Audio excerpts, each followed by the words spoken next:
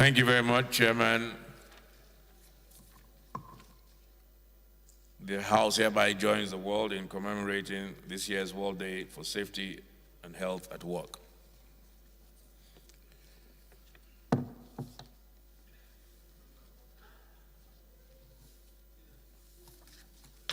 Any public petition? Honorable Chinedu.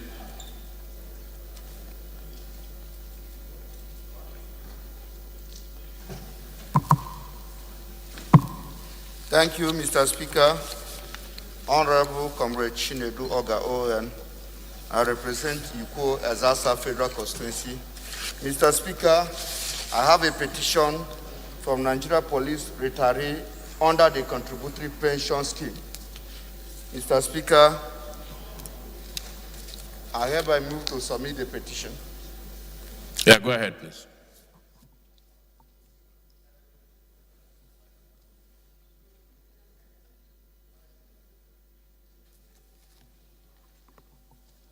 Honorable Speaker, sir, I am Honorable Jimo Laifa, representing Egbado North and Emekwa from Federal Constituency from Ogun State.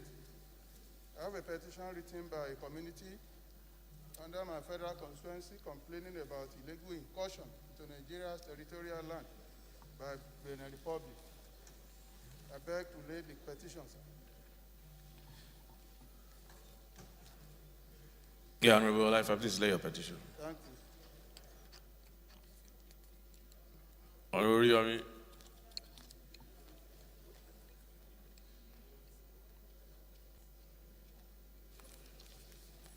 Right Honorable Speaker, respected colleagues, my name is Rep. Otumba Adewumi Oriyomi Ononuga. I represent the fabulously united people of Ikene, Shagamu, Remo North.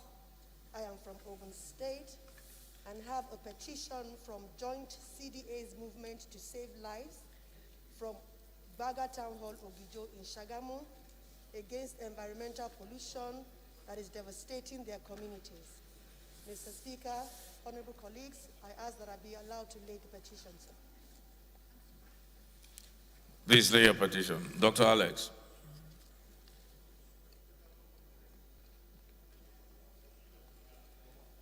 I represent Abi Yako Federal Constituency. I'm from Cross River State. I have a petition from my constituency about a missing lady in Niger Delta State. I want to submit my petition. Okay, thank you.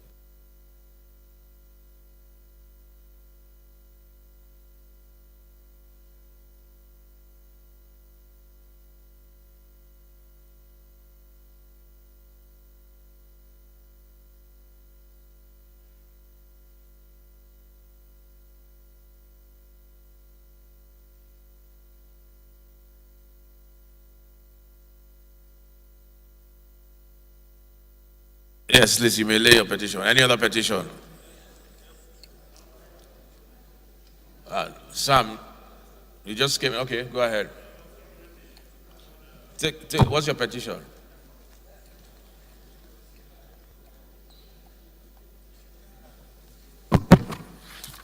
Thank you, Mr. Speaker, honorable colleagues. My name is Sam Onuibu. I represent Ikuano, Umuahia North, Umuahia South Federal Constituency. Morning. I'm from Abia State. Mr. Speaker, honorable colleagues, I have a petition from one of my constituents, Ndubisi Mweze Nwosu,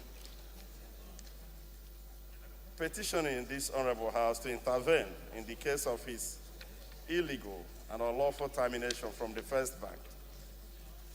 He seeks the intervention of the House to ensure that he's restored to his position and all the money paid him, all the money owed him as a result of this illegal termination for it to be paid.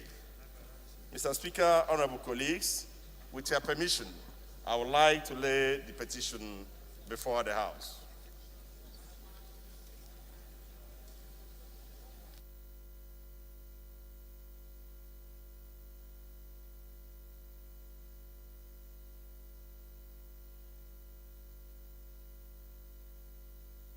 Yes, please lay your report. Yeah, lay your report, please. Any other petition?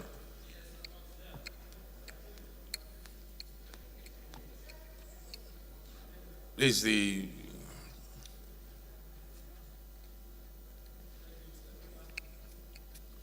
that does it. Okay.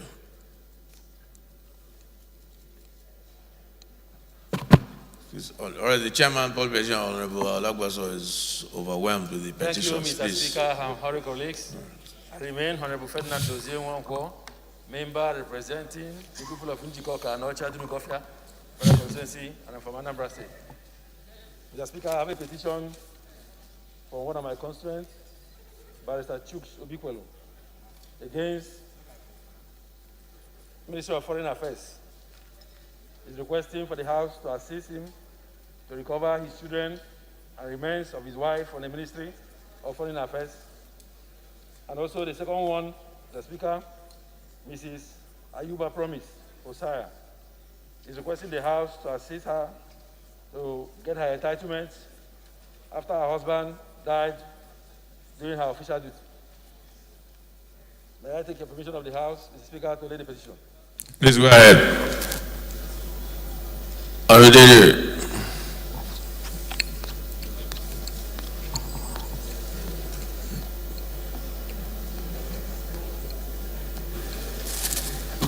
Thank you, Mr. Speaker. Honorable colleagues, my name is Honorable Haruna Isade Deri, representing Kara Irogo Federal Constituency. I'm from Kano State. Mr. Speaker, sir, I have two petitions from the Revenue Civil Watch Group, and they are both related to certain breaches in respect of budgetary allocations. I seek your leave, sir, to lay the petitions. Please lay your report. Deputy Chair, NDDC.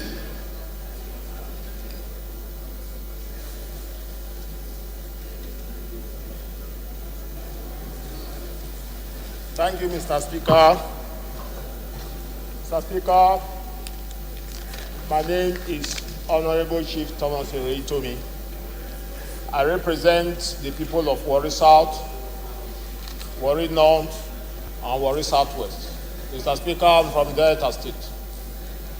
Mr. Speaker, I have a petition from the Shekiri National Youth Council asking the House to intervene on the marginalization of the Shekiri people in the Presidential Amnesty Program. Mr. Speaker, I crave the leave of the House to lay this petition before you. You may lay your petition. Any more? All petitions are sent to the Jerry Alagbaso Committee. 14 days to present your report.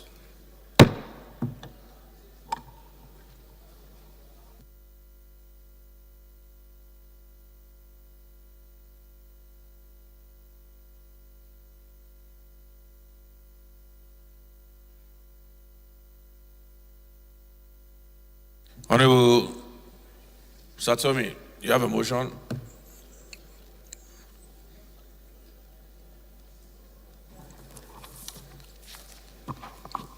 Thank you, Mr. Speaker. My name is Engineer Satomi Ahmed. I represent the good people of Jere Federal Constituency. Mr. Speaker, I rise under Order 8 to Rule 4 to enable this House suspend all its rule and to enable me to carry this motion of urgent public importance. Thank you, Mr. Speaker. Honorable Michela.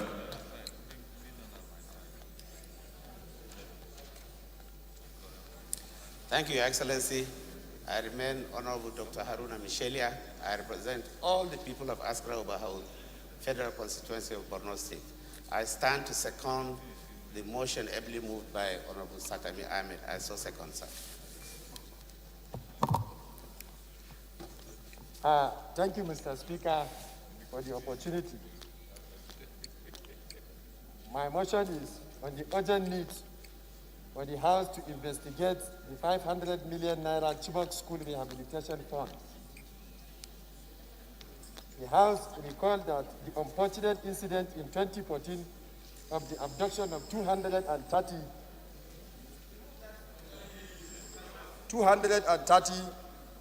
schoolgirls from government secondary school Chibok by Boko Haram insurgents who also destroyed the school. Also recall that the abduction of the Chibok schoolgirls attracted national and international condemnation and leads to the formation of the Bring Back Our Girls movement by a coalition of civil societies and human rights organizations.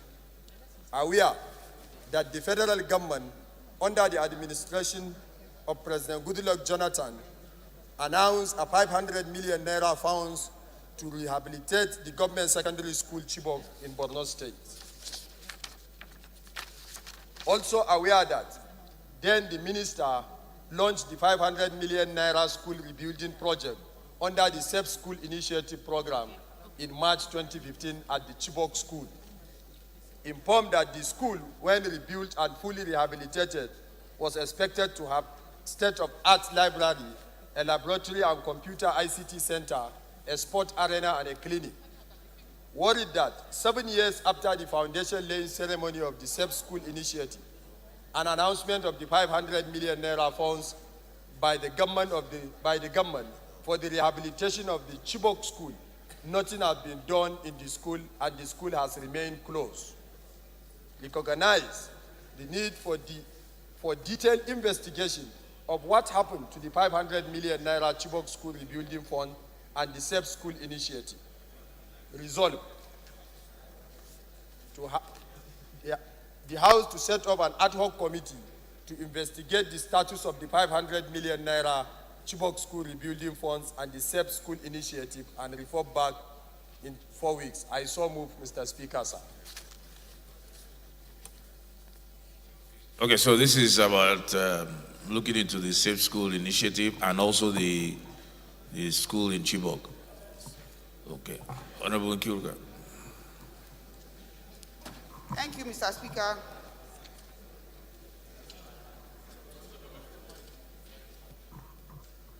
I am Kiruka Onyejoch. I represent the good people of Isukwatu Munoj Federal Constituency. I am from Abia State. I rise to second the motion as heavily moved by Honorable Satome. I so second.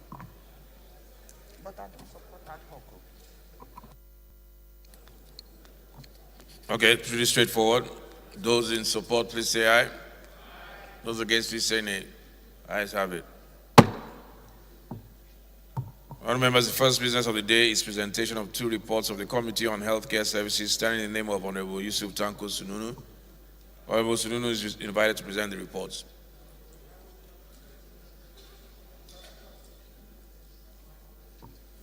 Deputy Chairman, yeah.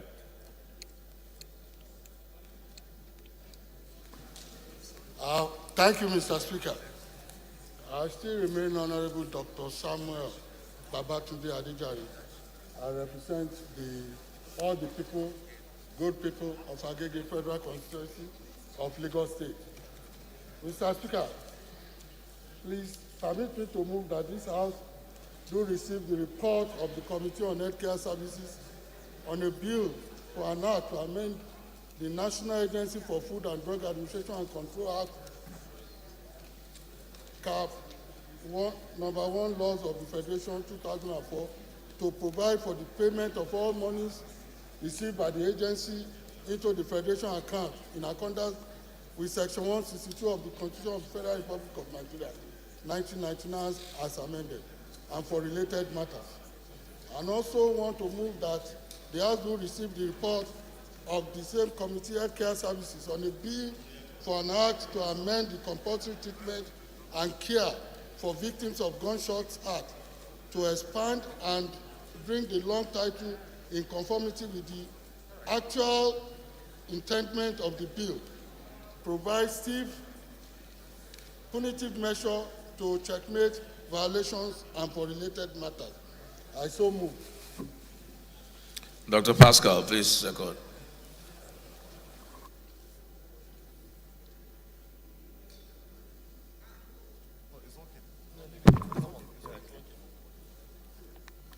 Thank you, Mr. Speaker, my noble colleagues.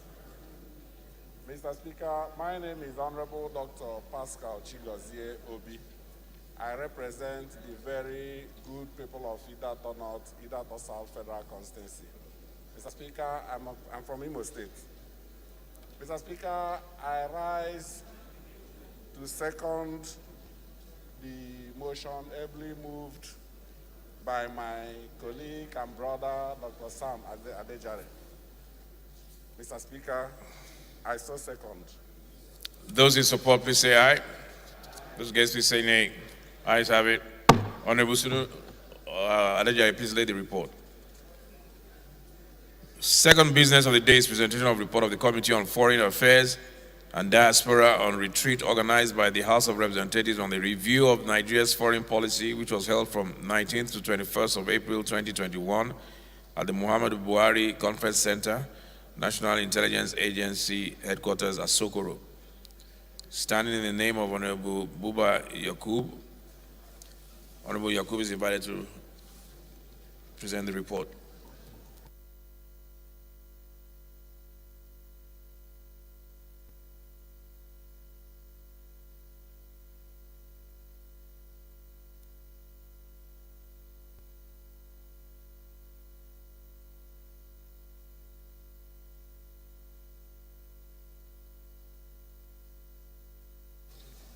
Thank you, Mr. Speaker. I'm Yusuf Buba Yakub.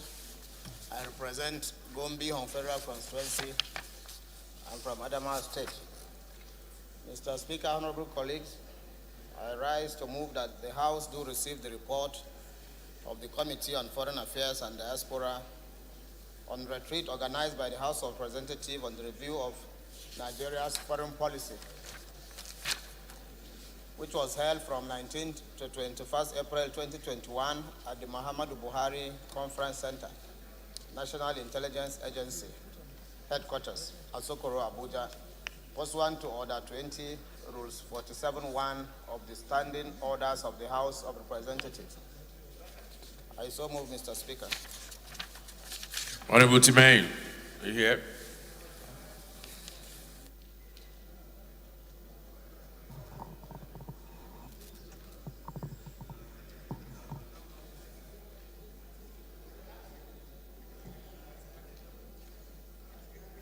Honorable Idem, please second.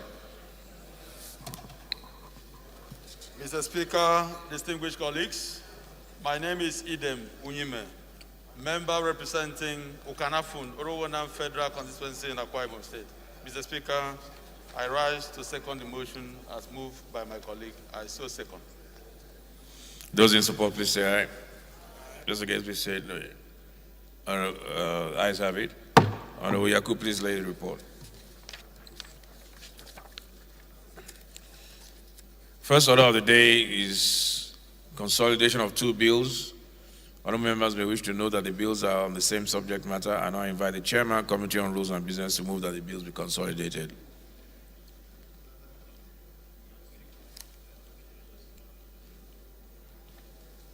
Thank you, Mr. Speaker, honorable colleagues. I am Abubakar Hassan Fulata. I represent Berniwa, Krika Samaguri Federal Constituency. Mr. Speaker, I'm from Jigawa State. Mr. Speaker, I move for the consideration of these two bills as follows. A bill for an act to provide for establishment of Chartered Institute of Cooperatives and Social Enterprise Management to regulate, control, and determine the standards of knowledge to be attained by persons seeking to become chartered cooperators and social entrepreneurs, and for related matters, HB 1166. B, a bill for an act to establish Institute of Cooperative Professionals of Nigeria, and for related matters, HB 1265. I so move, Mr. Speaker.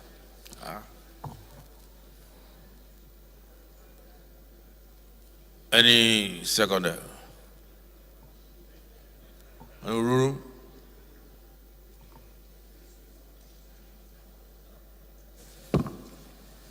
Thank you, Mr. Speaker. I remain Right Honorable Kabir Alatururu. I represent Honorable Kura Kebe Federal Constituency. Mr. Speaker, I am from Kano. I rise to second the motion heavily moved by the Chairman of Rules and Business. I so second. Those in support, please say aye. Those against, please say nay. The ayes have it.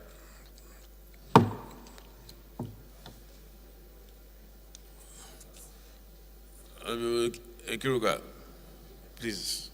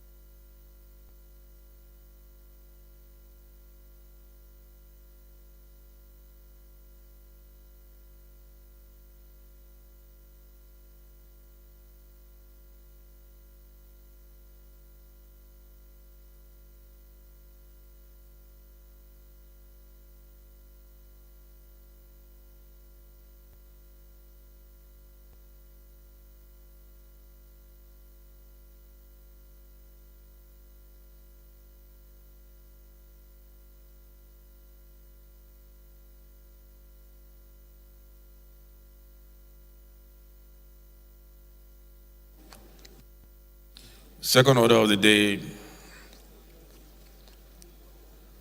is commencement of debate on the general principles of a bill for an act to alter the provision of the Constitution of the Federal Republic of Nigeria, 1999, to create additional special seats for women in the federal and state legislative houses and for related matters, standing in the name of Honorable Nkiruka Onyejucha and 85 other honorable members. Honorable members will recall that the bill was read the first time on Thursday, 22nd April 2021. And I invite Honorable Onyejucha to move that the bill be now read a second time.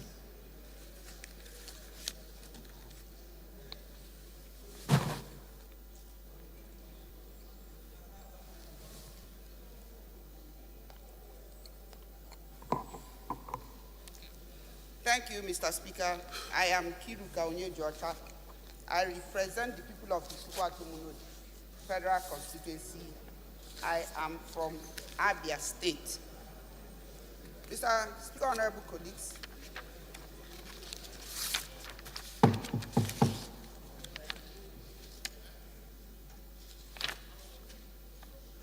I move that a bill for an act to alter provision of the Constitution of the Federal Republic of Nigeria, 1999, to create additional special seats for women in the federal and state legislative houses and for related matters, HB 1301.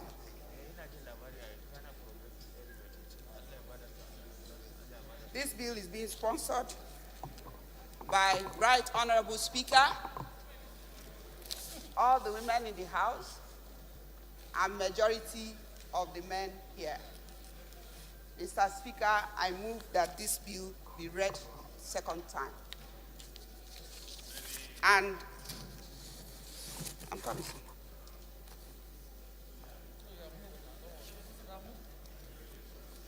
Any seconder? Honorable Dow.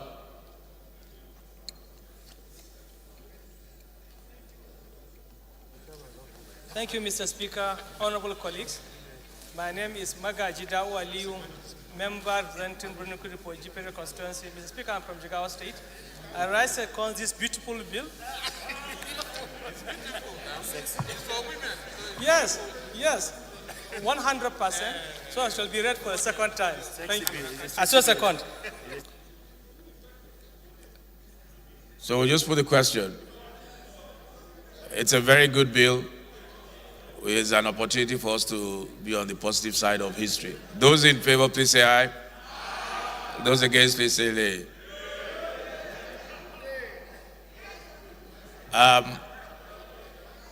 No, clearly the ayes have it, but I want the nays to mention their names. The ayes clearly have it. Those who are against the bill to include women in our political life, please say nay. Please stand up for recognition. Stand up for recognition. Stand up for recognition, please. The ayes have it.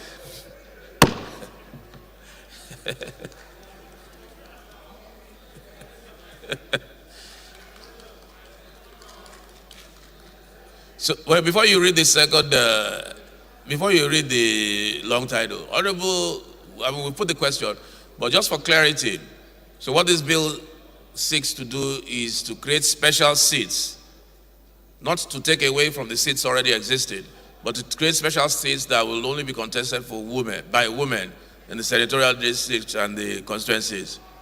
Beautiful. So read your long title. But Honorable Kiruka, there's another amendment you will still yet need to bring on discrimination to add a proviso that, except in the case of gender equality. You know what I mean?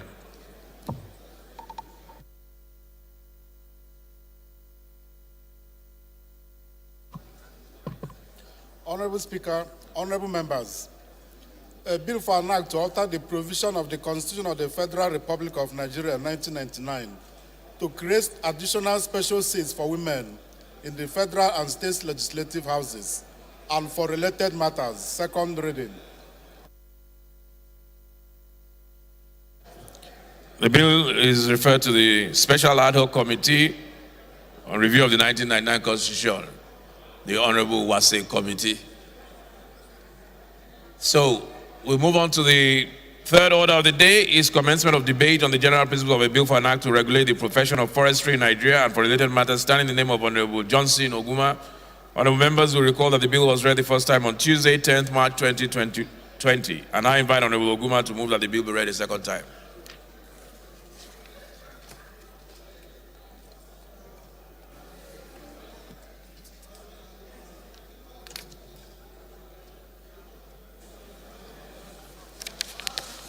Thank you, my respected Speaker, and my distinguished colleagues.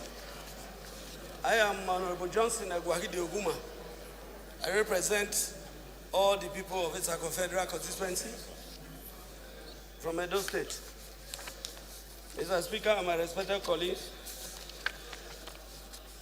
my bill this morning is a bill for an act to regulate the profession of forestry in Nigeria and other related matters. HB 801. Mr. Speaker and my respected colleagues,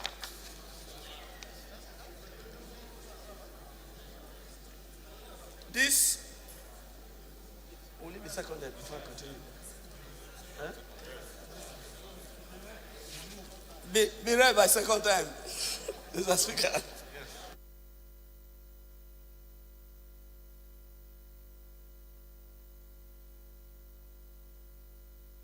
Okay.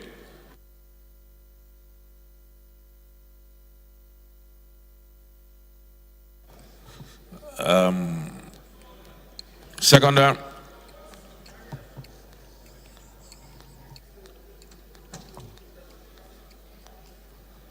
Honorable Yoke, go ahead.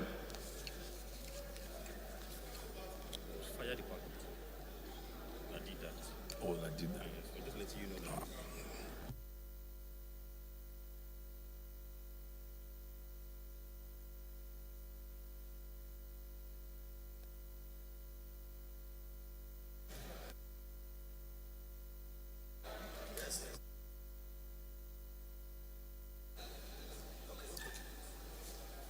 Mr. Speaker, honorable colleagues, my name is Tio Robert Auna. I speak for the people of Kwande and Ushongo. I'm from Benue State. Mr. Speaker, I rise second bill. This bill be read a second time. I say second.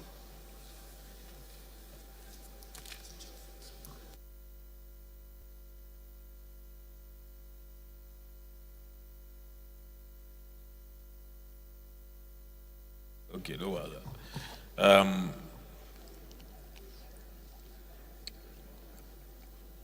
So we'll just put the question that the bill be now read a second time. Those in favor, please say aye. Those against, please say nay. Ayes have it. Clerk, long title.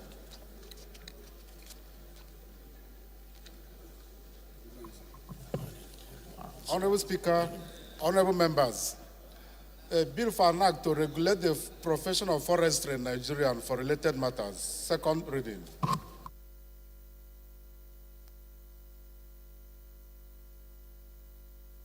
Bill referred to the Committee on Environment. Oh, you come. Sit up. You summarized it here. Okay.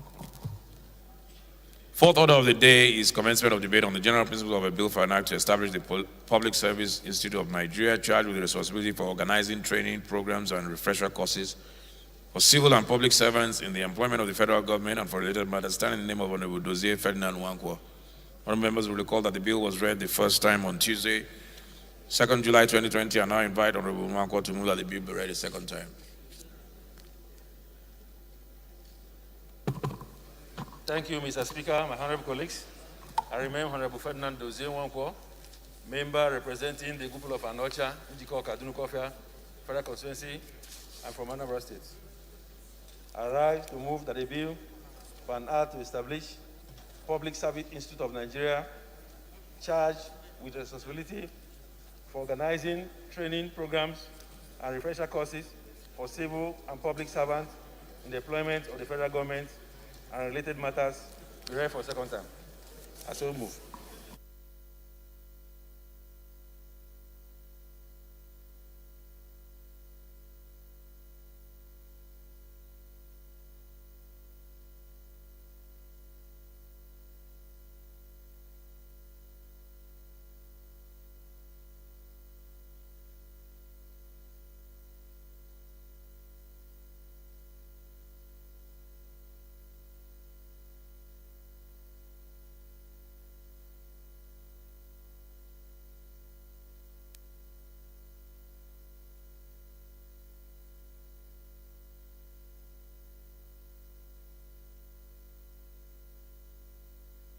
Okay, who's seconding Honorable Dozier's bill? Seconder, yes.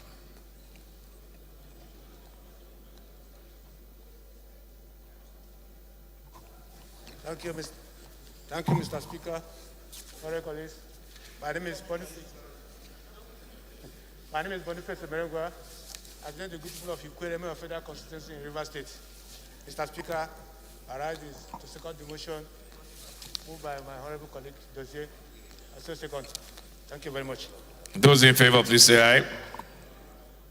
Those against, please say nay. Ayes have it. Clerk.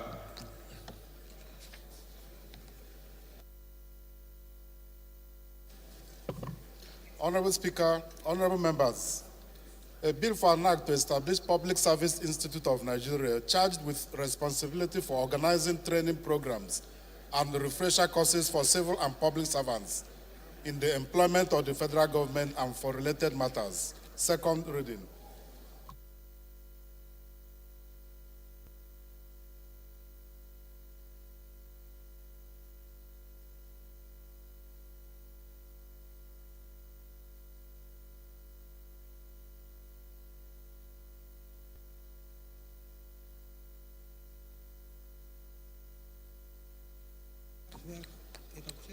We're looking into it. Bill referred to Committee on Public Service Matters.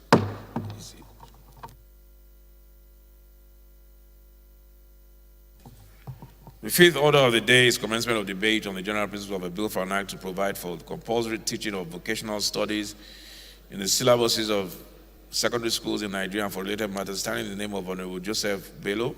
Honorable members will recall that the bill was read the first time on Tuesday, 2nd July 2020, and I invite Honorable Bello to move that the bill be now read a second time.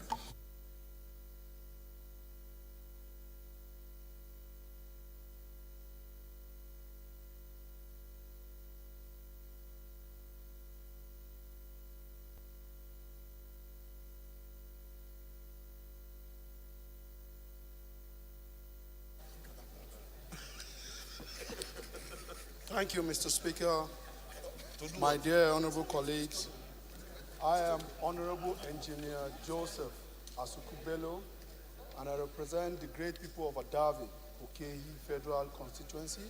I am from Kogi State. I rise to move that a bill for an act to provide for the compulsory teaching of vocational studies in syllabuses of secondary schools in Nigeria and other related matters be read the second time. I so move. Who's there? Put on your mic, please.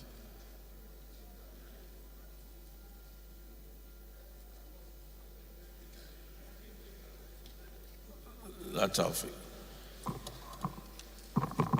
Thank you, Mr. Speaker. Honorable colleagues, and Honorable Comrade Chinedu Oga, and I represent the good people of Ikwe Federal Constituency. Mr. Speaker, I'm from Ebonyi State.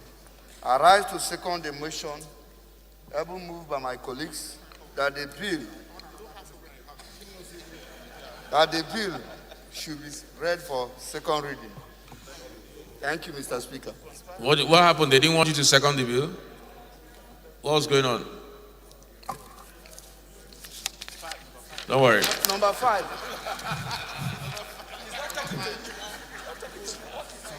All right.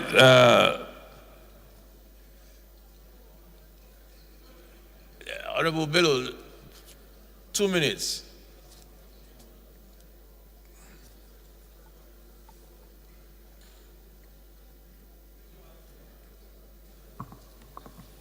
Thank you once again, Mr. Speaker, my dear colleagues.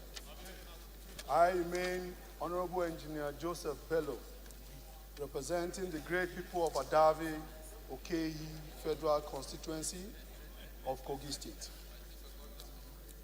Amen.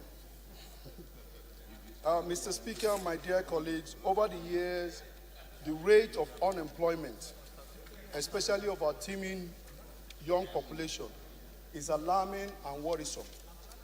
For example, data for the second quarter of 2020 from the National Bureau of Statistics revealed that about 21.7 million Nigerians are unemployed, out of which a staggering 13.9 of them are youths within the ages of 15 to 24 years. Mr. Speaker, my dear colleagues, let's take a pause, take a minute to evaluate these figures. Sweden, Germany, Greece, and Belgium all have population less than 13 million.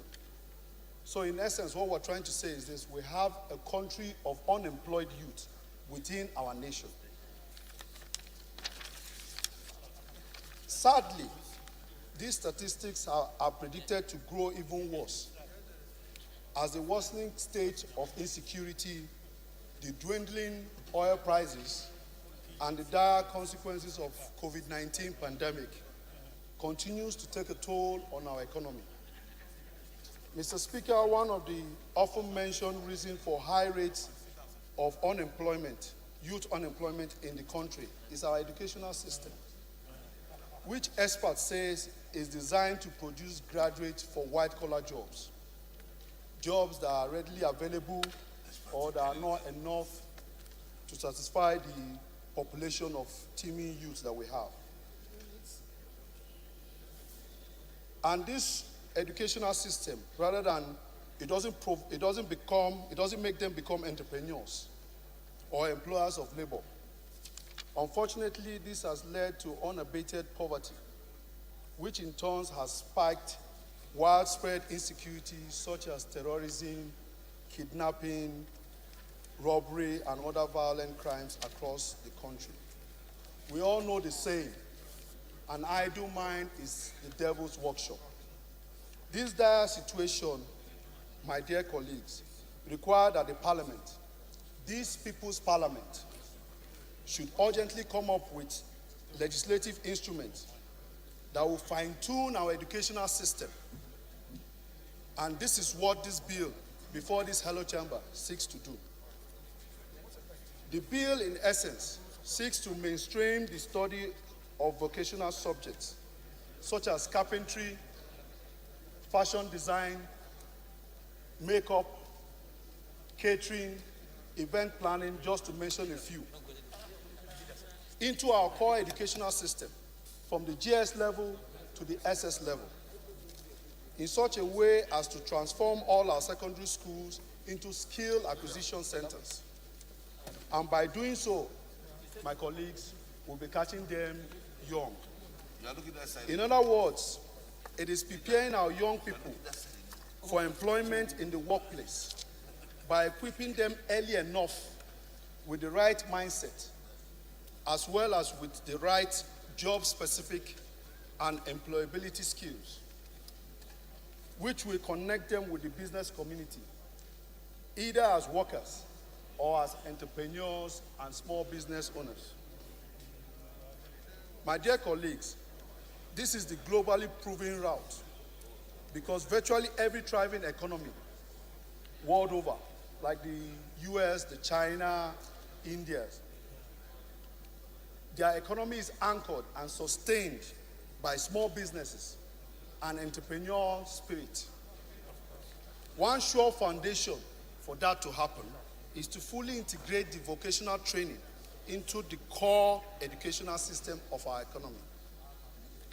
In essence, Mr. Speaker, my dear colleagues, this bill I'm proposing before us today, when passed, will ensure that our teeming youths are readily employable, they will gain invaluable entrepreneurship skills, and ultimately become, which is the most important part, self-reliant. If we can achieve this, my dear colleagues, this will not only lower the unemployment rate, it will reduce the poverty levels in Nigeria, youth restiveness, it will reduce insecurity and crimes across our country. It will also stimulate the social economic growth and development of the country. So what this bill intends to do is to make the development and teaching of vocational subjects compulsory for secondary school across the country, be it public or private. To make it mandatory for every secondary school graduate to have a credit pass in at least one vocational subject as prerequisite for further studies in higher institutions in Nigeria. This bill also seeks to produce a legislative instrument that will back the efforts and policies of government, especially with regards to the implementation of national vocational education and training policies. And in conclusion, my dear colleagues, let me quote a former US Senator, Conrad Barnes, and he said, "Vocational education programs have made a real difference in the lives of young people nationwide.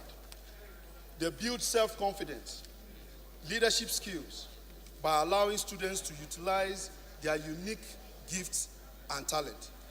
And with this in mind, Mr. Speaker, my dear colleagues, I crave your indulgence that this bill be read the second time.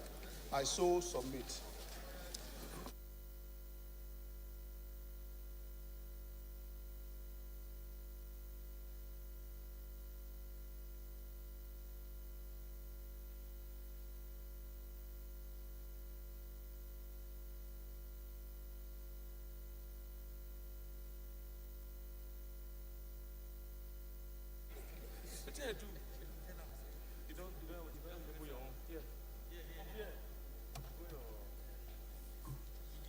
Thank you, Mr. Speaker, honorable colleagues. Amejaha Babao is my name. Chibok Damboa Goza Federal Constituency is where I represent. Mr. Speaker, I have the intention of speaking against the bill after I have gotten a clarification from the sponsor of the bill. If you look at the narration of the bill, that is a bill for an act to provide the compulsory teaching of vocational studies in the syllabuses of secondary school in Nigeria and for related matters. Mr. Speaker, what I need clarification here is by definition, and as the name suggests, vocational studies are any knowledge or skills acquired during vacations. We have this thing in the past. The only thing now is not active in our various constituencies because of government neglect of such vocational studies.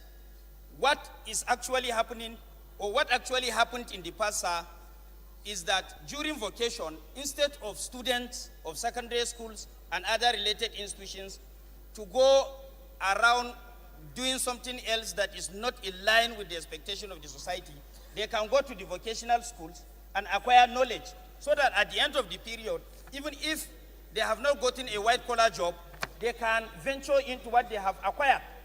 Another thing, no, I understand.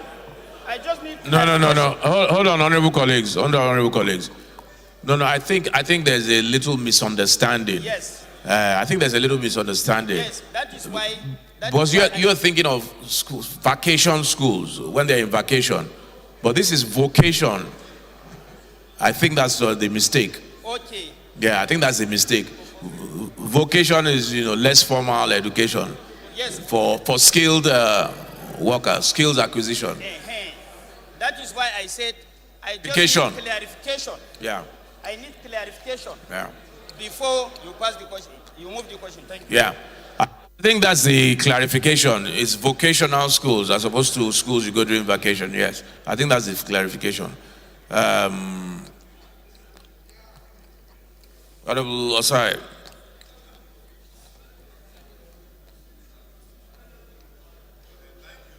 Mr. Speaker, distinguished honorable colleagues, I remain Honorable Osai Nicholas Osai. I represent local Kwani Federal Constituency of Delta State. I want to commend my honorable colleagues for bringing this particular bill. It's a bill that impacts skills and also other academics endeavor on our children.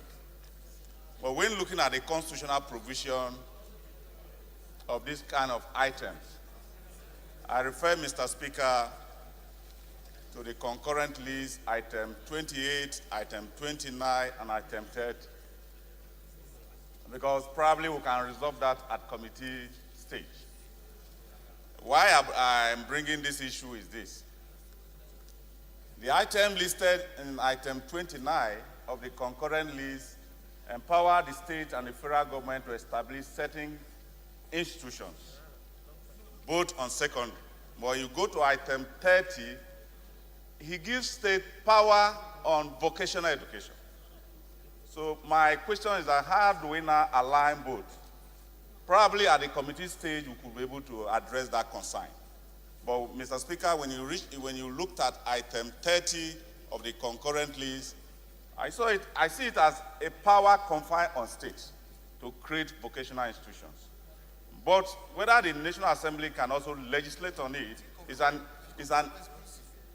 issue that can be resolved at the committee stage when public hearing is being carried out. So at this stage, I will urge the honorable colleagues to allow it sit through to the committee stage where probably experts can provide solutions to address those concerns. I rest my case, Mr. Speaker.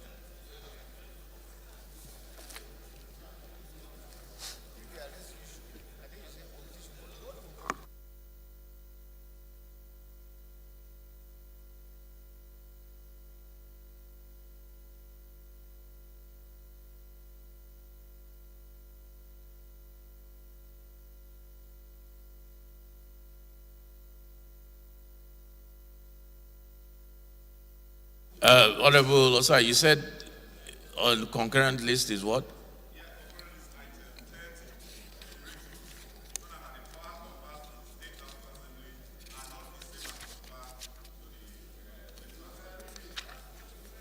So read it out now.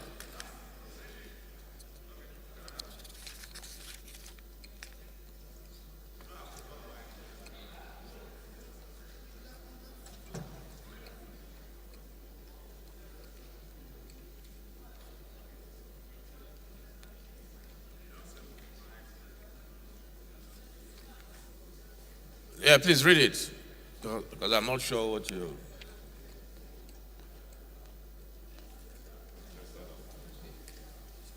Is there?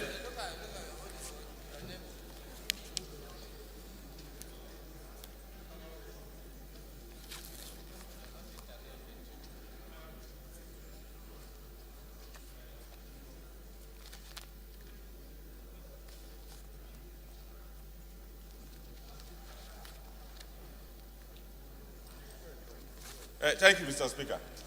Distinguished honorable colleagues, I take item 28 first. It said the power conferred on the National Assembly under paragraph 27 of this item shall include power to establish an institution for the purpose of university, post-primary technological, or professional education. Now, 29, subject as herein provided, House of Assembly shall have power to make laws for the state with respect to the establishment of an institution for purposes of university, technological, or professional education. And it went to 28 to also address House of Assembly. I went to 30 to address House of Assembly. It said nothing in the foregoing paragraph, which is the 29, of this item shall be construed so as to limit the power of a House of Assembly to make laws for the state with respect of technical, vocational, post-primary. So added item to the House of Assembly or other form of education, including the establishment of institution for the pursuit of such education. Mr. Speaker, my issue is this. Probably at this stage, we should allow this bill to stay through to committee level. We're expert, because we do what is called bill analysis. At the committee hearing, we talked about bill analysis. And under the issues of bill analysis, you are bringing experts to be able to separate which power confers to the State House of Assembly and which power is domiciled for the National Assembly to look into. And that's the essence of conducting a public Honorable hearing. Osai, so you are reading from the concurrent list. What concurrent means is that both the federal and the state can legislate. So the fact that it gives the state assembly the powers, what it says is that it does not preclude the federal government for, it's like LASU, for instance, Lagos State University. It does not preclude the federal from establishing its own university. There's no contradiction there whatsoever. I agree, Mr. Speaker, but if the Constitution is a particular in a certain aspect, that means he gives a limitation. I know that concurrent list is both the National Assembly and the House of Assembly can legislate on it. But when Constitution go further, to deal with such issues, particular, by mentioning House of Assembly, particular, that means it restricts the National Assembly from going into and diving into such areas. That's how the Constitution is. It doesn't restrict the National Assembly. It says nothing shall preclude the state assembly from, that's what it says. So they can both work on vocational schools together. There's a provision that where states make law, national make law, the law of national precedes, supersedes that of the state. And there's a doctrine called covering the field. If the federal does something before the state, then you've already covered the field. It's called conflict of laws. Yes, and there's something called covering the field. Yes, Honorable Lavanda.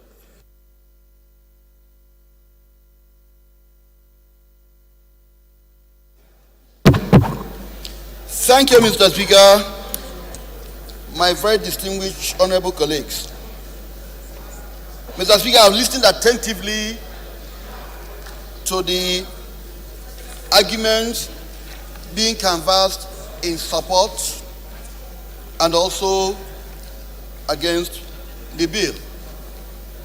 Mr. Speaker, no doubt the intent, the spirit, and purpose of the author of this bill is laudable. Teaching vocational education, which we very much need in this country.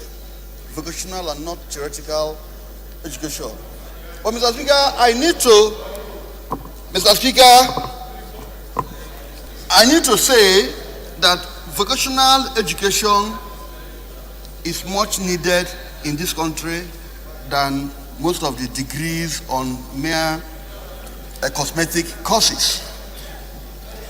Mr. Speaker, I once said on this floor of this house that the Chinese had to downgrade 600 universities and turn them to polytechnics, where technical vocational courses were being taught.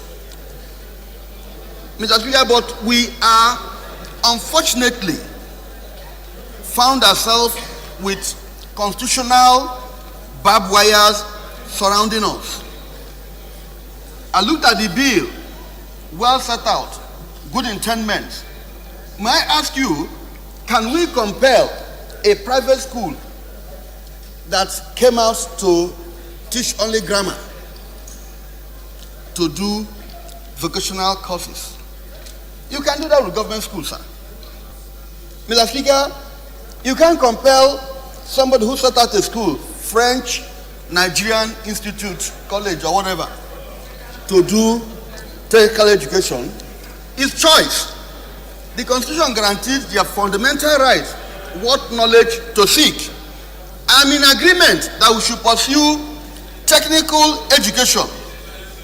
I'm able to say that we should establish more vocational colleges. What has happened to our trade test? What has happened to all those whatnot? We should revive them.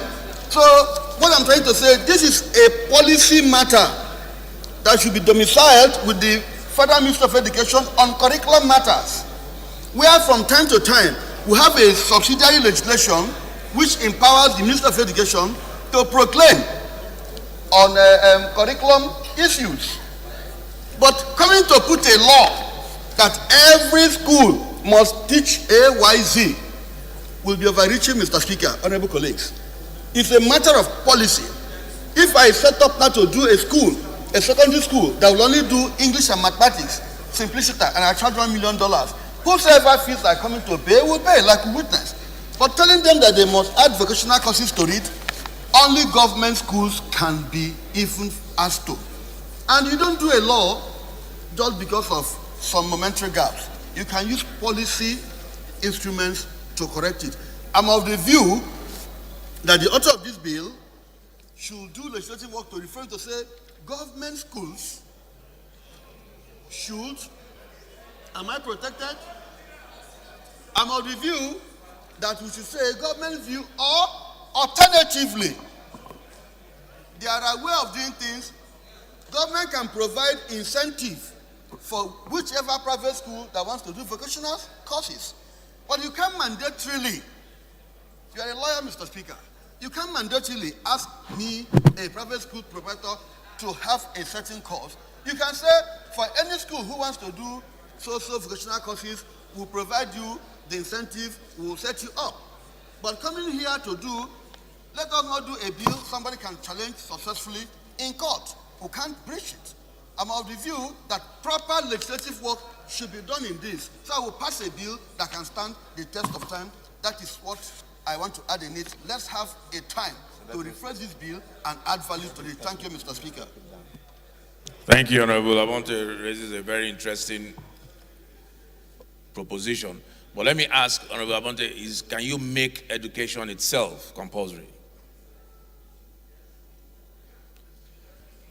I know the answer to the question. I'm just asking. It's a rhetorical question.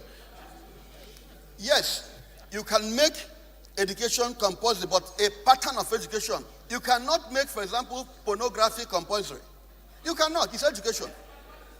You cannot.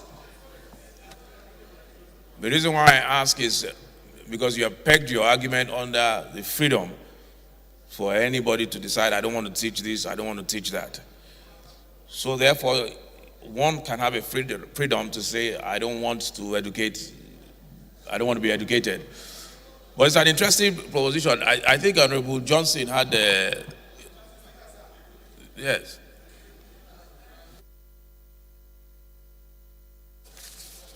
God bless Mr. Speaker. I want to hear from Prof after. Thank you, the respected Speaker and my respected colleagues. I am Honorable Johnson Agwahide Oguma. I represent all the people of Esako Federal Constituency. I want to first and foremost say that I want to thank the sponsor of this bill. This bill is apt and it's a kind of bill that we need at this period. What the sponsor of this bill has said is, Speaker, that we should give opportunity, compulsory opportunity, to all our students, whether private, public, federal, state. Let them have opportunity of making use of their intellectual comparative advantage in an area.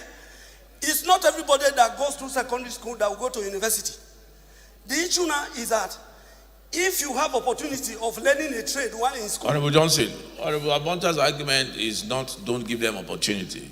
His argument is that you can give them opportunity, but you cannot compel them. Okay. That's his argument. Mr. Speaker, what I'm saying in effect is that there is SS1, JS1 to JS3. The SS1 to SS3. There are subjects that you do from JS1 to JS3. The same subjects are not compulsory for you from SS1 to SS3. Like some of us, we took some subjects when we were starting. As you go along, you will discover that whether you have interest in that area, but there is no student in Nigeria that will not have interest in one vocational study or the other. Let us use this bill to give them opportunity of learning one thing, an area that they have interest. It can be compulsory. Is mathematics not compulsory? Historians, they do mathematics and it's not useful to them. The arts students, they do mathematics in secondary school. It's not useful to them, but it's compulsory and they go through it. So it is an opportunity to give opportunity to our children to learn one trade on the other. So along the line, they'll be useful to themselves. This bill, Mr. Speaker, it is very, very important. It will save so many things in this country. Thank you, Mr. Speaker. Honorable Nolly.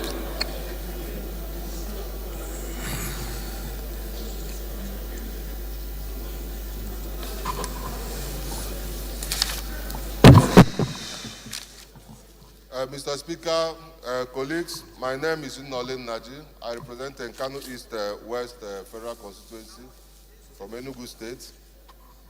Mr. Speaker, I believe that we are not supposed to force anybody to learn any skill, but also my own suggestion is that instead of doing it at the secondary school level, we can also make it a must that once you finish secondary school, before you enter university, you can do 2 years vocational skill, or I'm coming, please.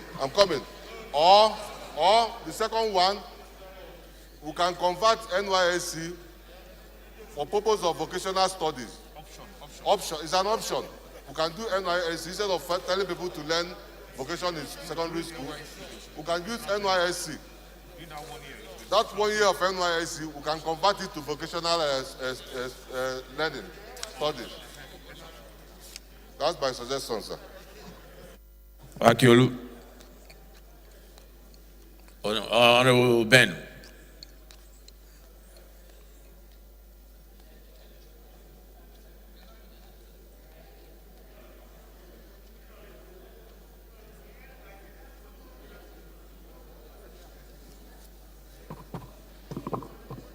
Thank you, Right Honorable Speaker. Honorable colleagues, my name is Benjamin Bemzondo. I speak for the people of Makudi Guma. I also represent the teeming unemployed youth that this bill seeks to assist. Right Honorable Speaker, honorable colleagues, when you do one thing over and over and you don't get a result, what you do is that you change strategy. As a nation, one of our major challenges is that of unemployment. And what this bill seeks to address is to address unemployment. Right Honorable Speaker, honorable colleagues, there is no country in the world that government can even provide up to 25% of the employable population. With this bill, it will now make it compulsory for your 6 years in the secondary school to learn at least a skill, which is what is no longer available. Most of our technical schools are now dying and they are no longer in use. Government is no longer funding them. But with this bill, technical education will now be funded and it will receive the necessary legislative backing. I plead with you, honorable colleagues. We face insecurity because our youth are not engaged.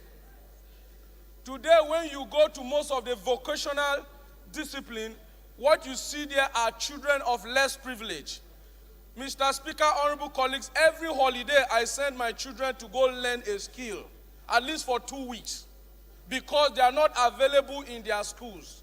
I plead with you to please lend a voice to this very fine legislation so that we can allow it pass and see to it that most of our youth have a skill that can keep them going.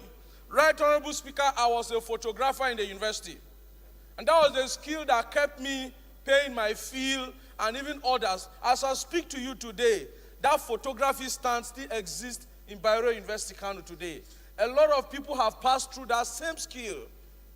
Today, tell me which school in Nigeria teaches photography at the secondary level. It is not done. Most of us learn one art skill or the other, welding and fabrication, at secondary school level. Where is it today? I plead with you people. This is one legislation that will stand us out and seeing us work for the youth of this nation.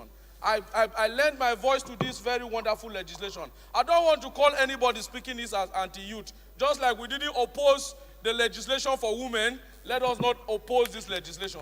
Thank you so much and God bless you all.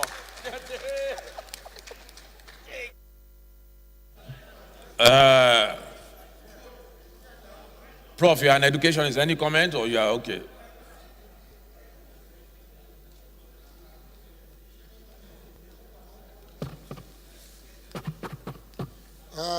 Mr. Speaker, Professor Julius Ihonvere, Owan Federal Constituency, Edo State. I believe that on reflection, given the circumstances in which we find ourselves in this country today, given the issues we discussed just here yesterday, and what my committee has seen going around parts of the country on oversight, this bill, if properly implemented, may save us from the looming doom. Sir, UBEC is building in every state a school for basic education, or for vocational education. Most governors just abandon the buildings. There is one in my local government built 3 years ago, handed over to the state government, 14 buildings. It has not been utilized for anything. It's supposed to be a school for vocational education at the basic level. And this is being replicated all over the country. This bill, with the weight of law, and just as my very good friend, comrade, and compatriot, Honorable Ben Uzondu just explained, it will save this country a lot of problems. Youth corpers are now going to learn baking, dressmaking, cooking, after going through the university. These are graduates. So I believe, sir, that this is very important. It is part of the culture of technical vocation education training, TVET, that most nations in the world are now turning to as a way of resolving issues of unemployment, of urban restlessness, of insecurity, and of violence in the peri-urban areas. So I think we should support it, and when it gets to committee, we'll fine-tune it. We'll bring in the National Education Research Development Council, NERDC, to help us work out the modalities. With one warning, sir, my final word. As usual, I was just telling Honorable Gariwe, when this bill is passed, they will implement it in the capital city. You will not see anything in the rural areas. This is the tradition, the style of governments across this country.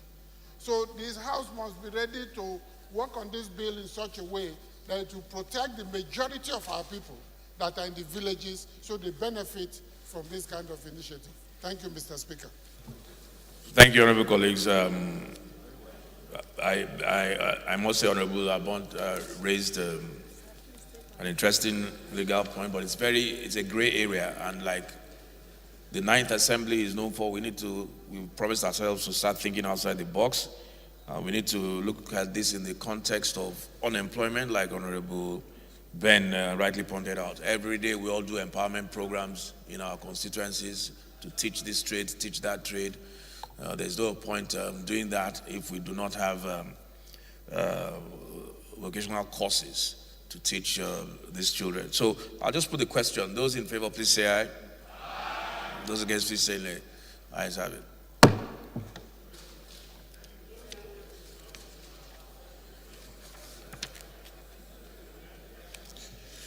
Clerk.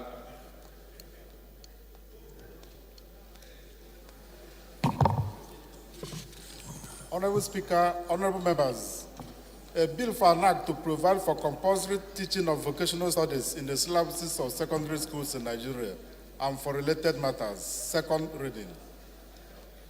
Bill referred to Committee on Basic Education and Services. Sixth order of the day is commencement of debate on the general principle of a bill for an act to alter the Constitution of the Federal Republic of Nigeria, 1999, to provide for appropriation of not less than 15% of the federal and state government budgets for the health sector for the purpose of improving healthcare services to international best practices and for related matters, standing in the name of Honorable Kakale Shehu. Honorable members will recall that the bill was read the first time on Tuesday, 29 September 2020. I now invite Honorable Shehu to move that the bill be read a second time.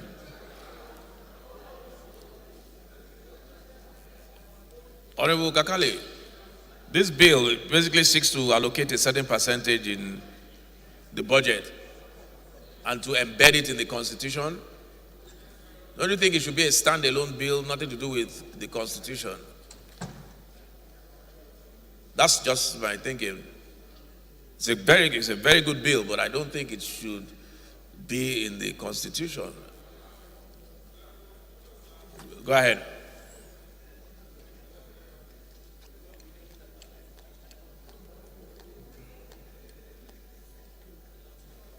Right, Honorable Speaker, sir, honorable colleagues, thank you for the opportunity. I remain Honorable Shehu Balarabe Kakali, member representing Botinga and Engishini Turita. I'm from Sokoto, Birnishu. I stand to move motion for a bill for an act to alter the Constitution of the Federal Republic of Nigeria 1999 to provide for appropriation of not less than 15% of the federal and state government budgets for the health sector for the purposes of improving healthcare services to international best practices and for related matters. I so move, Mr. Speaker. Any seconder? Yeah? Any seconder?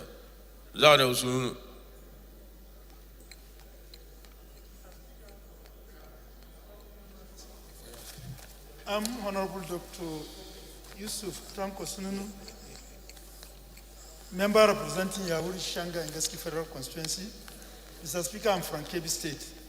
I rise to support bill for an amendment as moved by Honorable Dr. Kakale to allocate at least 15% of consolidated revenue as of the budget to the healthcare system in Nigeria. Thank you. Honorable Kakale, go ahead.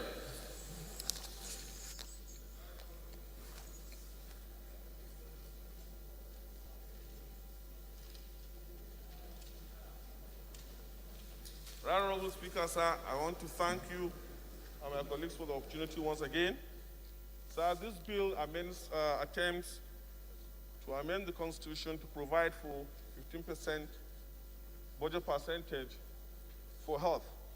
And it's just a matter of constitutional backing for Abuja Declaration that was done 20 years ago, which is Nigeria is a signatory, and that conference on health was done in this nation and this capital. So it's a bill that's about reduction of poverty, it's about vaccines production, it's about reversing medical tourism, There's also a bill that supports climate health, human health, animal health, and environmental health. This bill, sir, is brought about because of the emergency and the contingency of health issues in this nation and the world over. Because, as we know, there has not been a single crisis that has repeatedly posed the greatest threat to the existential integrity of this nation, not even the territorial integrity of the nation, but its existence, but health crisis. We had Ebola, and we also had, or we are today, being ravaged by COVID-19. Health crisis has only been the crisis that shut down this nation economically, socially, and all aspects of human endeavor.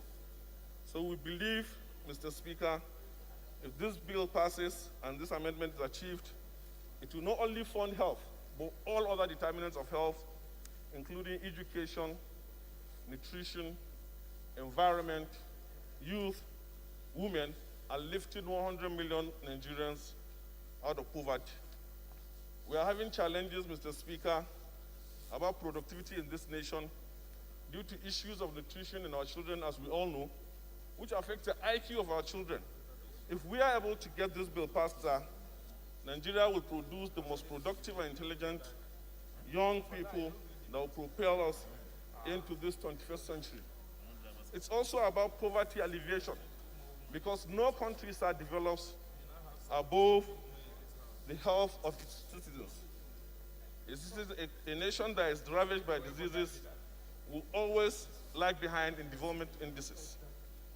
I want to call on my honorable colleagues and this hallowed chamber to please support this bill so that we have the intelligent and healthy, productive young population to drive this country forward.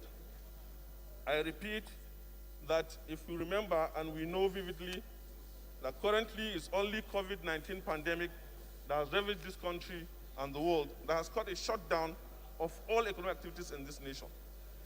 We are a country of 200 million people, and we will definitely continue to have challenges that has to do with epidemics and pandemics. But when we fund health, we fund agriculture and nutrition, we fund education, and we also fund other sectors of the economy, which are all determinants of health, Nigeria will be the better for it. So I want to call on my honorable colleagues to please lend their support to this very important bill, in line with the convention that Nigeria signed almost 200 years ago. 20 years ago. Nigeria has always budgeted 11% down that declaration, while other countries that have really implemented it have gone far beyond. We are ravaged by malnutrition, malaria, HIV/AIDS, maternal mortality, and road traffic accidents, and many issues that have to do with the situation of birth in this country, which are directly linked to the problems of insecurity that we are currently suffering. So I want to use this opportunity to thank my colleagues once again, and the Right Honorable Speaker for giving me the opportunity. I also call for a round support for this bill, which is the mother bill and a healthy bill for the preceding two bills that were passed for our women and for our youth. Thank you, Mr. Speaker.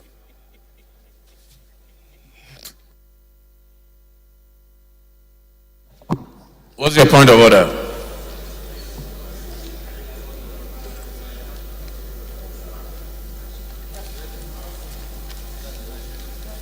Thank you. Yeah, thank you, Mr. Speaker, distinguished honorable colleagues. My point of order is order 6, Mr. Speaker, most especially rule 3, order 6. Mr. Speaker, by the power of the Powers and Privileges Act enacted by this National Assembly, confers me power, privileges, when during budget system to use discretionary power to allocate resources, Mr. Speaker. Now, when this bill is passed, my power is tied. Discretionary power will not be used as enshrined, given to all honorable members to use discretionary power to allocate resources in time. What of in times of war? And you cut off 15%, and you enshrine it in the Constitution. Is it everything that ought to be in the Constitution? It's a power given to the National Assembly to allocate resources, and that's why we are writing legislators. A writing legislator cannot be restricted to that extent where we are trying to enact a law to restrict us. So by that privilege, Mr. Speaker, are we saying that if this law is passed by next year, and there are supposed to be allocation on issues, we just ask the federal government to issue emergency issues. Now that emergency issue is going to be issued for security and welfare. Now if we want to allocate resources and we have restricted our power under Constitution, if we restrict our power, say, okay, by rules are us, let's allocate these resources, it's understandable. But enshrining in the Constitution makes it more, very serious issue. Mr. Speaker, I believe that we shouldn't make law to restrict us on terms of percentage because power is conferred on us. We are reasonable people. We can go into executive session and say we are allocating these resources to these particular sectors of our economy and it will be done, not by restriction by law. So I feel that this bill is restricting me from using my privileges that I'm supposed to use to allocate resources.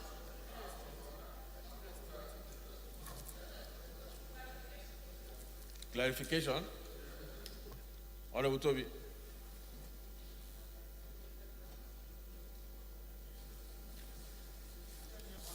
Mr. Speaker, honorable colleagues, my name is Toby Okechukwu and I represent Anenri Ogwoji River Federal Constituency from Enugu State.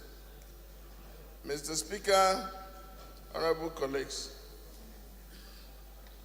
item 6 reads a bill for an act to alter the Constitution of the Federal Republic of Nigeria, 1999, to provide for appropriation of not less than 15% of the federal and state government's budget for health sector for the purposes of improving health services to international best practices and related matters. Mr. Speaker, honorable colleagues, I'm not addressing the quality of the bill on here, but I would not think that it is a breach of any member's privilege to bring a bill to amend the Constitution.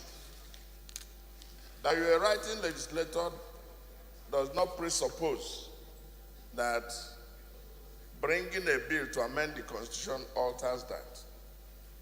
If this bill passes through and the Constitution guarantees 15% for the health sector, your right to write bills or to write appropriation will be subject to the Constitution. So it does not affect your privilege. Your actions as a member of parliament is always subject to the Constitution. What is important is whether it is passed or not. So I would think that it is not a breach of any privilege. What we should be interrogating is whether it is appropriate to amend the Constitution in respect of what it's asking for. Thank you very much. Thank you. Honorable Linda.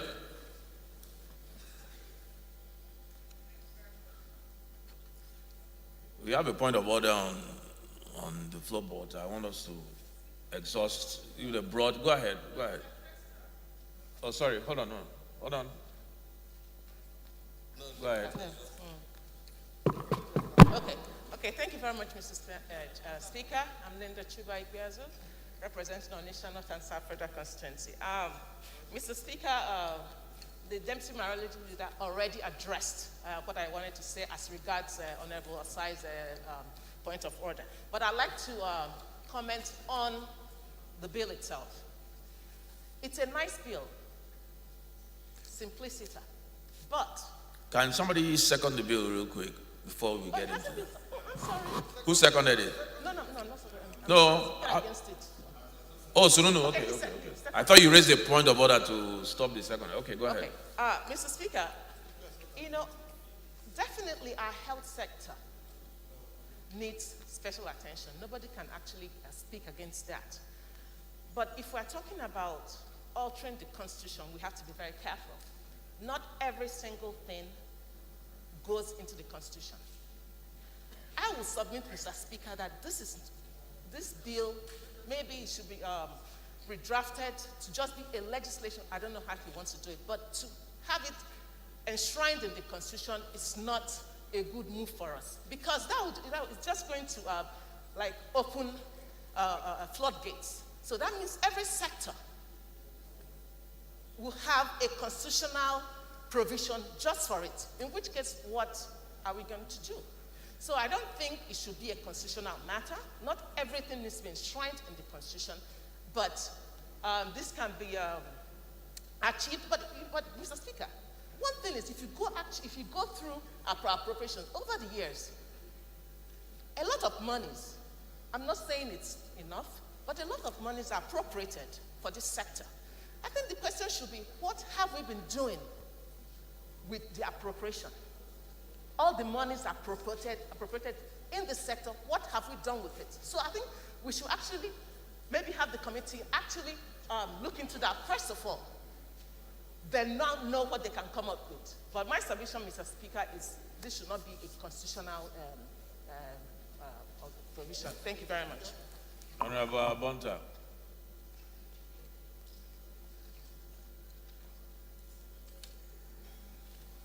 Thank you, Mr. Speaker.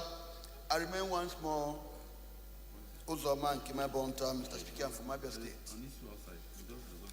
Mr. Speaker, permit me to support and adopt the postulations of the last speaker as if they were mine.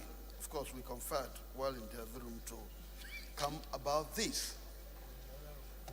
Mr. Speaker, I make bold to say again that every matter must not be tied rigidly to Constitution.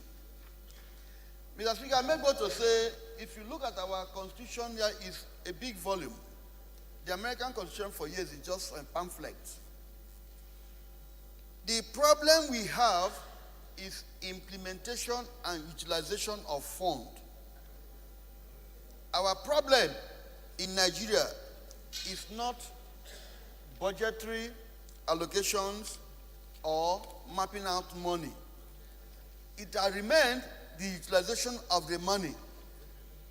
Mr. Speaker, I make bold to say, on my honor as a member, that half of the money being budgeted for health goes not into health matters. In this country as we are now, I make bold to say it. Our constitution is very, very rigid and not fluid in amendments. I will take Linda's position that through policy, we have ministers who are given latitude to use policies to regulate, fine-tune certain things being captured by legislations. For every conceived ideas cannot be part of the Constitution, which is a ground norm. Constitution provides a basic guideline for implementation. Constitution has given government providing security, life, and all whatnot. The chapter 2, though not justiciable, had made it mandatory for such rights. We cannot joke with health sector, but all the same, taking a particular percentage now, even though it says not less than, a time may come when health issues may be done by public, private, generally, that it may be robust. Going back now to adjust the Constitution becomes Herculean. Mr. Speaker, I know how much we've put in constitutional alterations every year. Therefore, we should save ourselves future troubles. All we need is attitudinal change in managing our fund and ourselves. A very good bill, seeking to secure our health under the ground norm, but we should also think futuristic. It's not even about floodgate of other people coming in. It's about the implementation. Even if we agree today and put in 50% in the health sector, are we going to get the health sector right? We should begin to bother. That is where I want the House to fill in the gap. Monitoring seriously. You got 1 million naira to do this. Is it existing? Mr. Speaker, For example, we've talked about the cancer centers, all equipment, and all. Let us not even go far. The COVID money is part of health. We all know the billions of dollars that came into COVID. We all know how much went into COVID. Is it because it was not in the Constitution that made the COVID money go the wrong way and zigzag it came? That we have set several committees here to chase the COVID money. I don't know how much of it we have caught, or we have trapped, or we have mapped. Therefore, I may go to say, like she said, even if it goes to the committee, we must think very well and look at how will that money, when done, be managed. Management of that fund is our issue.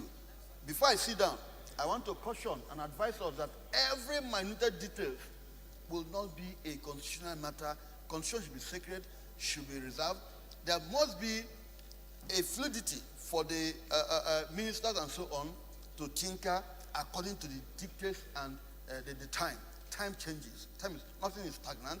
As things changes, they may have reason to go more. They may have reason to go less. That is my humble opinion. Thank you, Mr. Speaker. I don't think we should belabor this this issue. Honorable Kiru.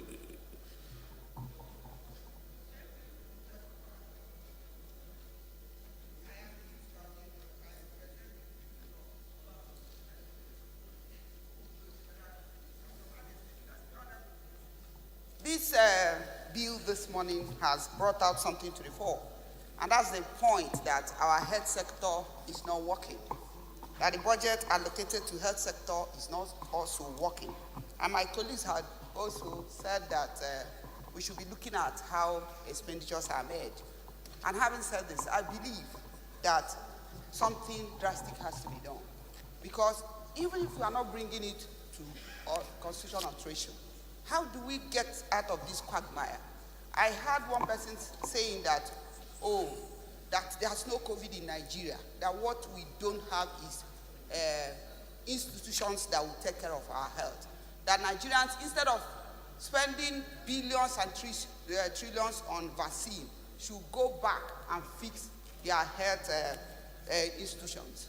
I'm not alluding to that, but that is to tell you how people are rating us, because we don't have this multiple deaths that is happening all over the world. So I would say that Parliament have to write up to this singular occasion to address health issues and health institutions. If you go to my Federal Medical Center, during COVID, we had to contribute money. And the money we contributed less than 100 million.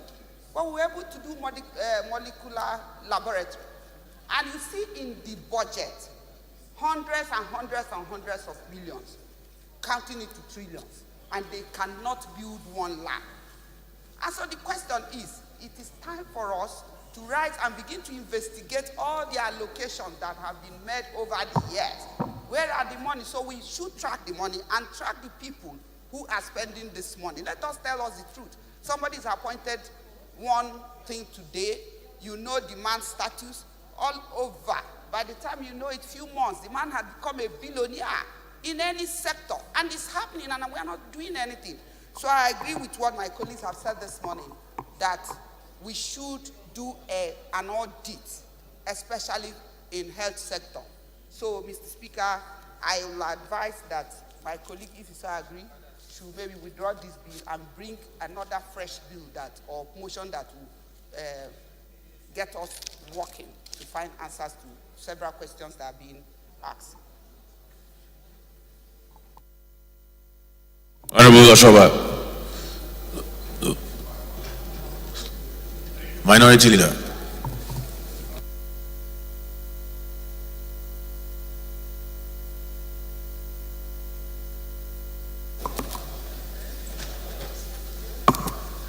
Thank you, Mr. Speaker. Olumide Oshoba, representing Abeokuta North, Obafemi Owode, and Odeda Federal Constituency. I represent Ogun State. Mr. Speaker, this bill, as laudable as it is, I think the problem we have is the 15% stipulated there. I would suggest that the bill should be amended to say, as commensurate with the population at the federal and state, for us to actually move forward, not an exact percentage, as commensurate with the population in the federal and state. Yearly population census that would now let us in the legislative arm appropriate the funds with that in mind. Health is wealth. With the situation we've had in the last 12 months, it's very important that enough funds are put into the health sector in any country. Thank you. Honorable Kakali,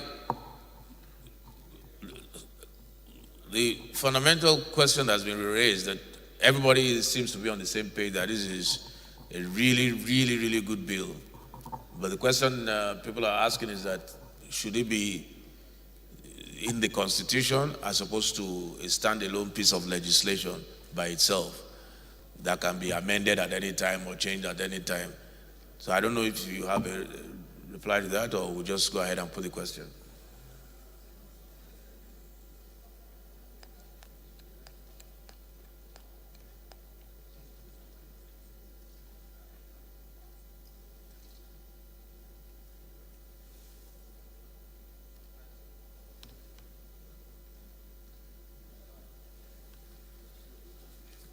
Right Honorable Speaker, sir, honorable colleagues, I remain Shehu Balarabe Kakali, member representing Bodinga Dengishu Nutureta. I'm from Sokoto, Burnishu. I really want to commend all my colleagues for their very brilliant contributions. I think, Mr. Speaker, sir, I would want to probably go for further consultation about this bill and put it in the House agenda so that we have more inputs and considerations concerning this very important sector of health. That's my submission, Mr. Speaker. Okay, so you want to step it down? And what we'll do is, because it's that important, if you decide otherwise, then you can, if you can quickly, just basically bring the same bill next week, we'll make sure we'll slate it. So it won't take too long by next week we'll slate it. So Bill, step down.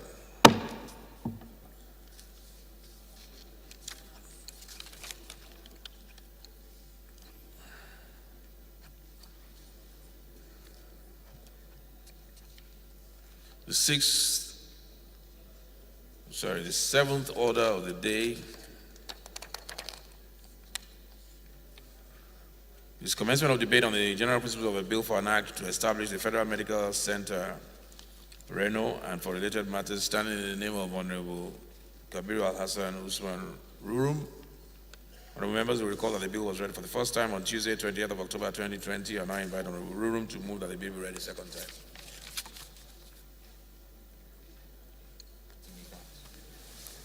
Thank you, Mr. Speaker. I remain Right Honorable Kabir Al-Hassan. I represent Reno Tibia Bunkura Federal Constituency. The Speaker, I am from Kano. I rise to move that the House do allow for the second reading of a bill for an act to establish Federal Medical Center Reno, Kano State, for the second reading. I so move, Mr. Speaker. Honorable Blessing.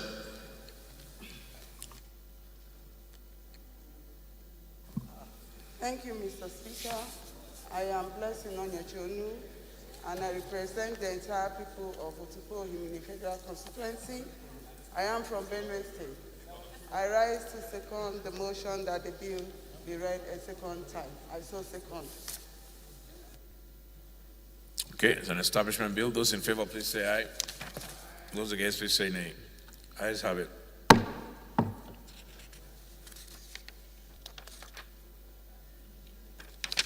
Clap.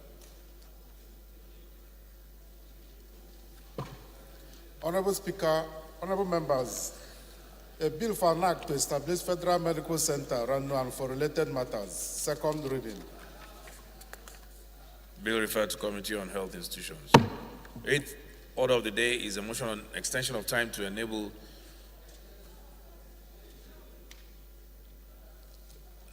Chairman.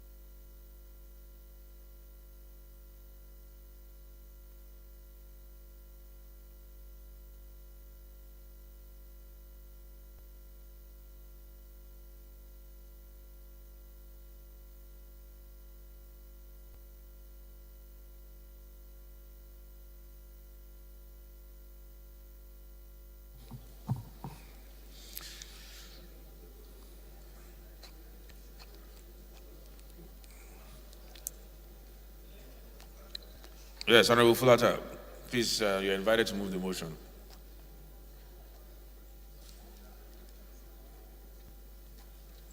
Thank you, Mr. Speaker, honorable colleagues. I am Abubakar Sanflata. I represent Berniwa, Speaker Samaguri Federal Constituency, Mr. Speaker, I'm from Jigawa State. Mr. Speaker, honorable colleagues, extension of time to enable 2 ad hoc committees to conclude their assignments. These are ad hoc committee on investigation of the 19.2 billion railway rehabilitation contract awarded to SR Contracting Industry Company Incorporated, and 2, ad hoc committee on investigation of capital projects executed, funded, and repeated in appropriation acts from 2015 till date by ministries, departments, agencies of government across the nation. Mr. Speaker, House notes that the above-mentioned ad hoc committees were constituted on 25th of February 2021 and 21st December 2020, respectively. Also note the ruling from the Speaker that ad hoc committees should present their reports by Friday, 30th of April 2021. Aware that the ad hoc committees are yet to commence an investigation as they have just written to various stakeholders for information, documents, and responses are being received with some infractions. Also aware that the subject matter for investigation are essential to strengthen the economy, hence the application to extend the period of the committees to conclude their assignments. House resolves to grant the ad hoc committees an extension of 2 weeks to conclude their assignments. I so move, Mr. Speaker.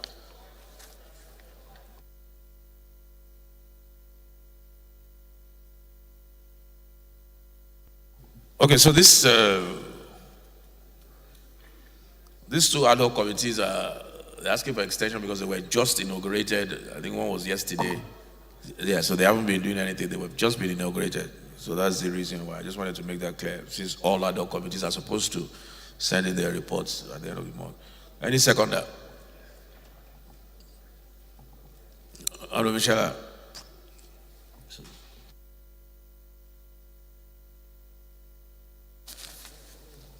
Thank you, Your Excellency. I remain Honorable Haruna Michelia. I represent all the people of Askra Obahaul Federal Constituency. I stand to second the motion ably moved by our able chairman, House Business and Rules. I so second, sir.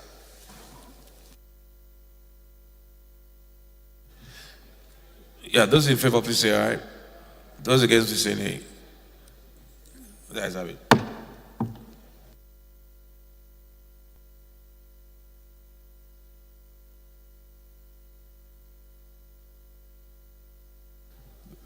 The 9th order of the day is a motion on urgent needs for the Central Bank of Nigeria to suspend the deadline for recapitalization of microfinance banks, standing in the name of Honorable Saidu Musa Abdullahi. Honorable Abdullahi is invited to move the motion.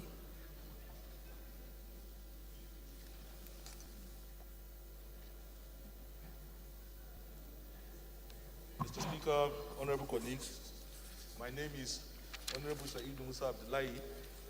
I represent the people of Bida, Bako, Kacha Federal Constituency. Mr. Speaker, I am from Niger State. Mr. Speaker, I rise to move the motion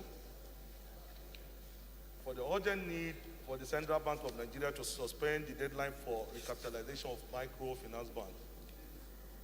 The House notes that in October 2018, the CBN reviewed the minimum share capital requirement of the three categories of microfinance banks as follows. Unit microfinance banks from 20 million to 200 million. State microfinance banks from 100 million to 1 billion. National microfinance banks from 2 billion to 5 billion. Also note that on March 18, 2019, the CBN further reviewed the minimum capital requirement for the MFBs, allowing for installment payment and categorization of unit microfinance into tiers 1 and 2. Thus, following the new capital requirement guideline, tier 1 MFBs urban are to pay 200 million as a minimum capital requirement, while tier 2 rural are to pay 50 million as against the initial 200 million requirement in 2018. Aware that in 2020, the CBN considered the impact of COVID-19 pandemics on the economy and therefore revised the timeline for compliance with the minimum capital requirement for the MFBs by 1 year, which will be due by the end of April 2021. Aware of a survey conducted by the National Association of Microfinance Banks, which indicated that out of 874 licensed microfinance banks, about 612 may be negatively affected by the recapitalization policy. As according to findings, only 30% of MFBs will be able to meet the April 2021 timeline, while 70% are likely to be out of business with severe consequences for the financial services industry. Concerned that the MFBs may not be able to meet up with the recapitalization requirement of the CBN within the proposed time due to the adverse effects of COVID-19 pandemic and other economic realities. Because that in addition to the negative economic impact of the COVID-19 pandemic, Nigerian economy recently exited recession, the implication of which will be a significant slowdown in economic activities as the liquidity position of government and businesses have been impacted negatively. Cognizant that in times like this, economic thinkers advocate for injection of more liquidity into the economy to stimulate economic activities, encourage spending and prevent job losses, as well as support indigenous businesses. Worried that if the 612 microfinance banks, which is equivalent to 70% of the entire Nigerian MFBs, with the workforce of about 44,800 staff are shut down, it will aggravate unemployment, compound the challenges of insecurity, restlessness, poverty, apathy, and hopelessness across the country.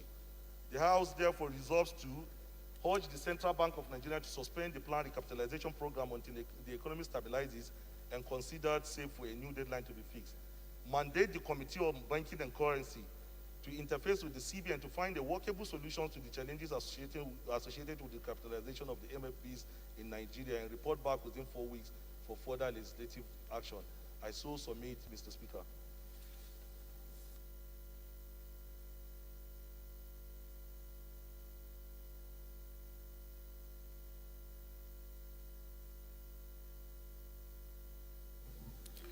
Okay, any seconder?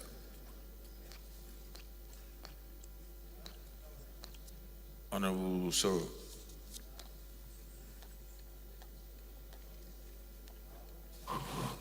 Thank you, Right Honorable Speaker, honorable colleagues. My name is Representative Mansour Manu Soro. I represent the good people of Daras Oganjua, federal constituency. Mr. Speaker, I am from Bauchi. I rise to second the motion, ably moved by my brother, Honorable Said Abdullahi. I so second. The motion is to suspend the deadline on recapitalization of microfinance banks. Those in support, please say aye. Those against, please say nay. Ayes have it. 10th order of the day is motion on urgent need to investigate the activities of the Great Green Wall. The Great Green Wall project standing in the name of Honorable Shatima Ali. Honorable Ali is invited to move the motion. Honorable Shatima.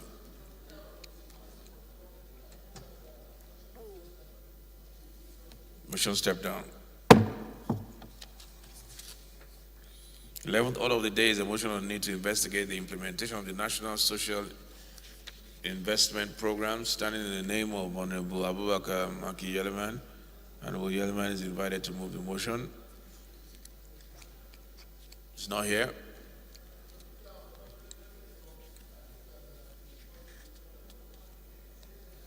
Motion step down.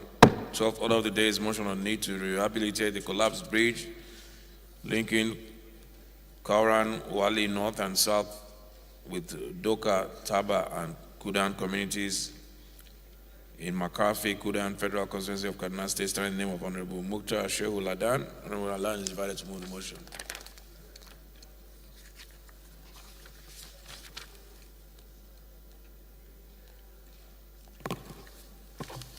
Thank you, Mr. Speaker, my respected colleagues. I am Mukhtar Shehu Ladan by name. I represent Magarfi Kudan Federal Constituency. I'm from Kaduna State. I rise to present a motion on the need to rehabilitate the collapsed bridge linking Kauran Wali North and South with Doka, Taba, and Kudan communities in Magarfi Kudan Federal Constituency of Kaduna State. Noting that the bridge linking Kauran Wali North and South with Doka, Taba, Kudan, and other communities have been causing great damage and extreme emotional pains to motorists and other road users as a result of collapse for about 3 years now. Also note that the said collapsed bridge has led to dire economic losses and untold hardship on motorists and other commuters who are mostly farmers and produce buyers hauling their produce to other parts of the country due to its bad condition. Worried that the said bridge is damaged to the point of almost demarcating Kauran Wali North and South from other communities in Magarfi Kudan Federal Constituency, which will further deteriorate and possibly collapse within the incoming 2021 rainy season. If urgent measures are not taken to address the situation, it will greatly affect the agricultural value chain supply in the constituency, thereby threatening the food security of the residents of Kaduna State and Nigeria in general. Also worried that the road where this bridge is situated is one of the major transport routes for farmers, marketers, and agricultural food chain suppliers, which causes tremendous distress, which is better imagined than experienced.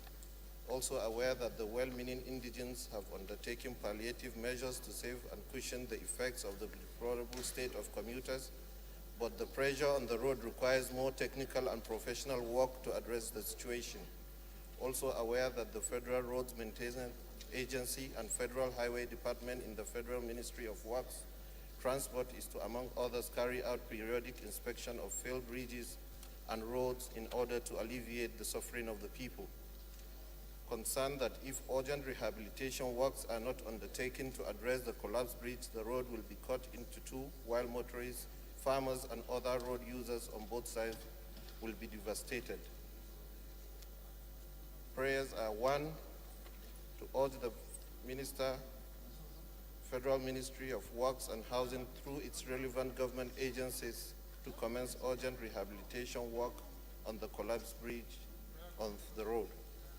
2, to mandate the House Committee on Works to enforce compliance with the House resolution in 1 above.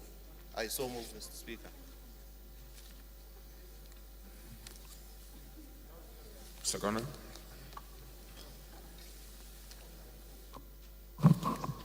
Thank you, Mr. Speaker. My respected colleagues, Umar Abdulkadir Sarki is my name. I speak for the people of Katagon Federal Constituency. Mr. Speaker, I am from Bauchi State. I rise to second the motion heavily moved by Mukhtar Shehu Ladan. I so second. Okay, it's an infrastructure motion, so I'll put a question. Those in support, please say aye. Those against it, say nay. Ayes have it. 13th order of the day is a motion on need to ascertain the level of food security in Nigeria, standing in the name of Honorable Dennis Idahosa. Honorable Idahosa is invited to move the motion. Okay, Honorable Idahosa is here.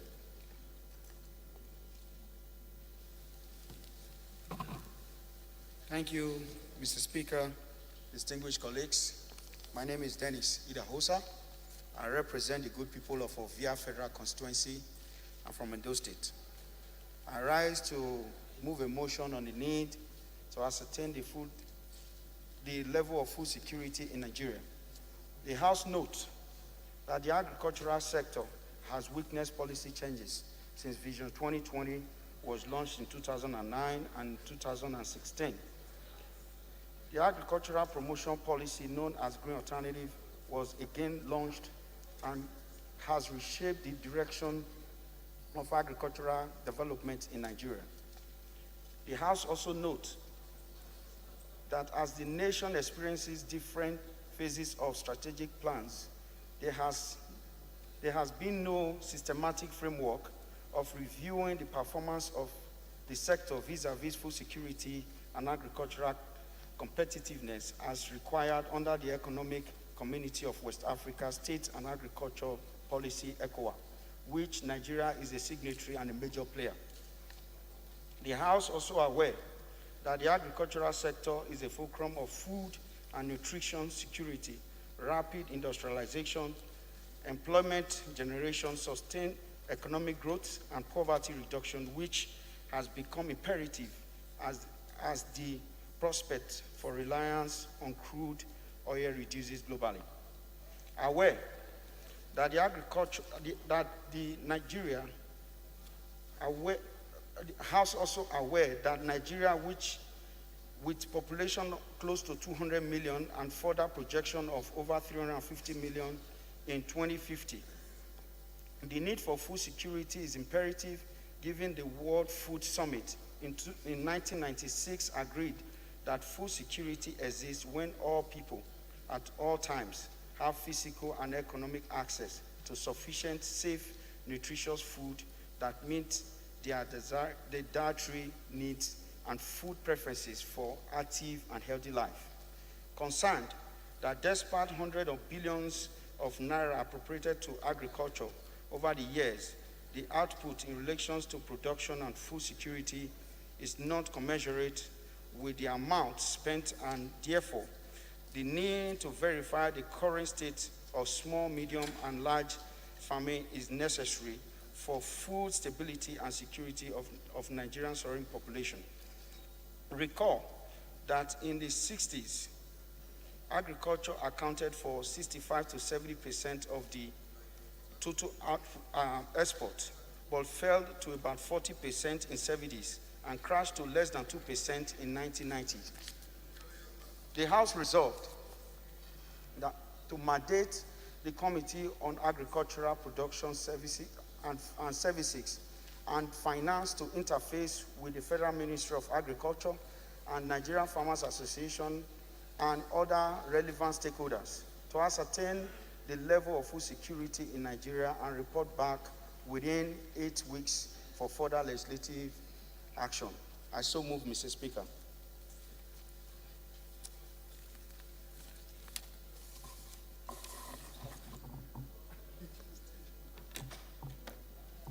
So, Muda.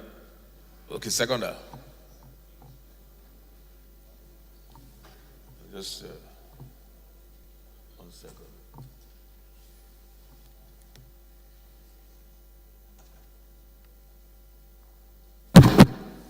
Thank you, Mr. Speaker. My name still remains Honorable Bellas and Shinkafi. I represent the entire people of Shinkafi Zuru Federal Constituency. Mr. Speaker, I'm from Zamfara State. Mr. Speaker, I rise to second the motion ably moved by my colleague, Honorable Dennis Idahosa, for the need to ascertain the level of food security in Nigeria. I so second, Mr. Speaker. Those in support, please say aye. Those against, please say nay. The ayes have it. The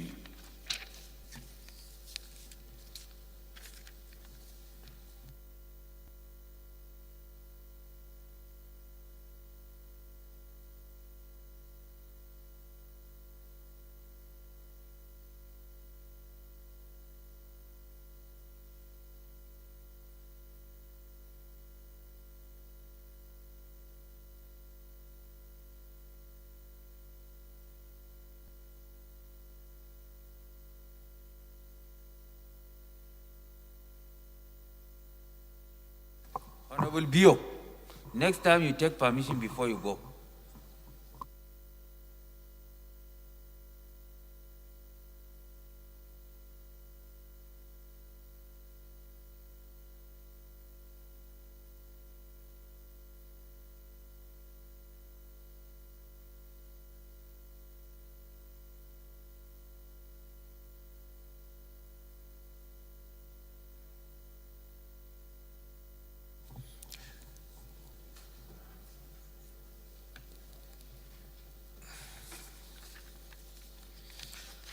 Okay, earlier on today, the House passed a motion to set up an ad hoc committee to investigate the status of the SAFE initiative and the 500 million Chibok School Rebuilding Fund. That committee will be headed by Honorable Jaha Ahmed Babao as chairman, Engineer Ganiu Johnson, Honorable Sam Gode, Honorable Ozurigo, Honorable Benila,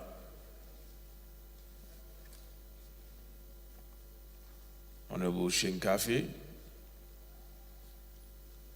Honorable Chidoka Sylvester Ogbaga, Honorable Salisu Insasi, Honorable Muda Lawal, Honorable Kakale Shehu,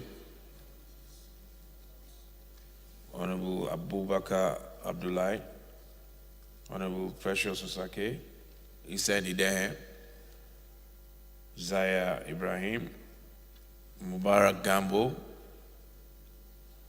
Honorable Marin, and Mikad Jiba.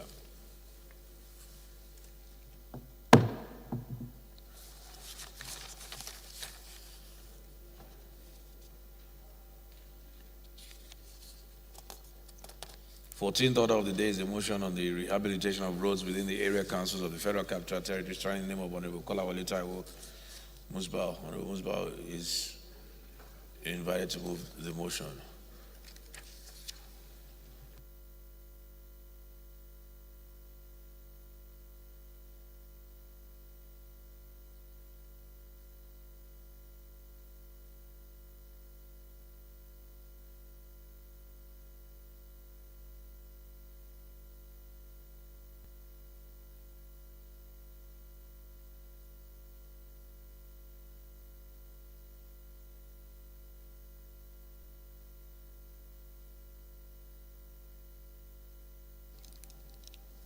Thank you, Mr. Speaker. Mr. Speaker, my colleagues. My name is Honorable Kolawole Taiwo. I represent Ajeromi. Former Chairman Power. Former Chairman Power. I'm from Lagos. Current Chairman Ad hoc.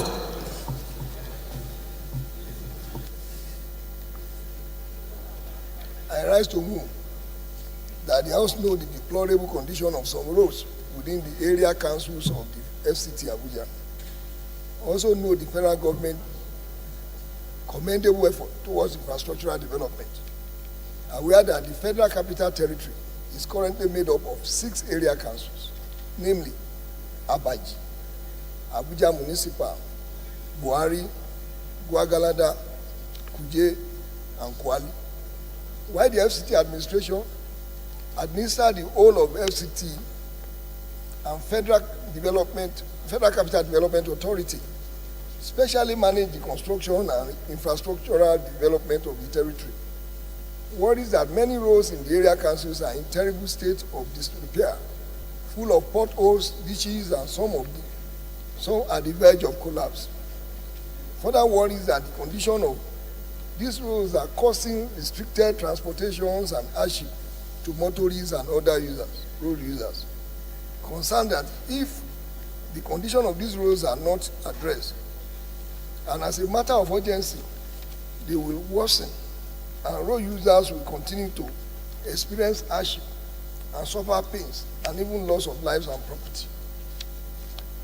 Resolve to direct executive chairman of these area councils to take urgent steps to reconstruct and rehabilitate all the bad roads within their councils. 2, to mandate the Committee on FCT to ensure compliance. I so move.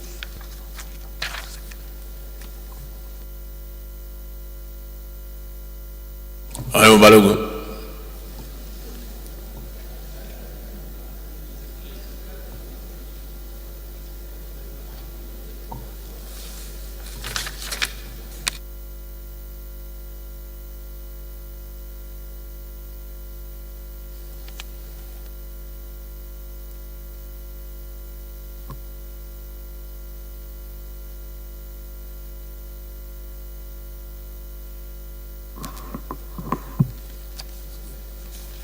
Yeah, Mr. Speaker, my name is Honorable Adebayo Balogun, member representing Bejuleki Federal Constituency of Lagos State. I hereby support the motion on the need to rehabilitate the bad roads within the Federal Capital Territory, moved by my colleague, Honorable Taiwo. I so second.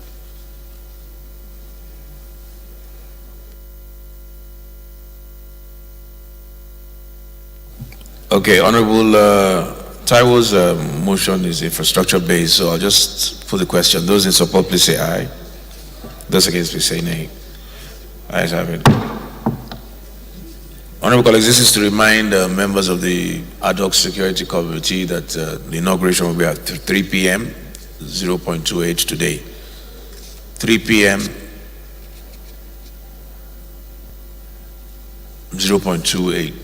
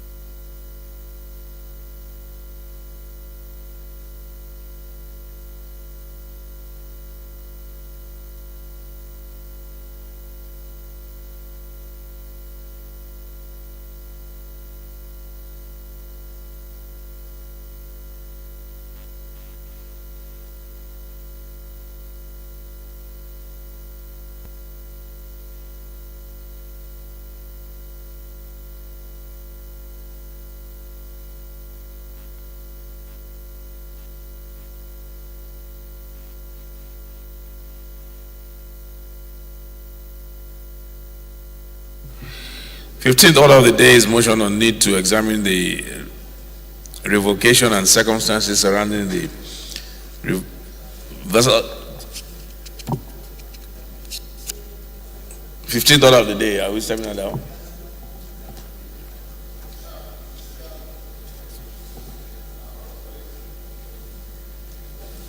I'm Abubakar Samfulata. I represent Brunei Krika Samaguri Federal Constituency, Mr. Speaker, from Jigawa State. Mr. Speaker, I move that item number 15 on the order paper be stepped down by the leave of the House. I so move, Mr. Speaker.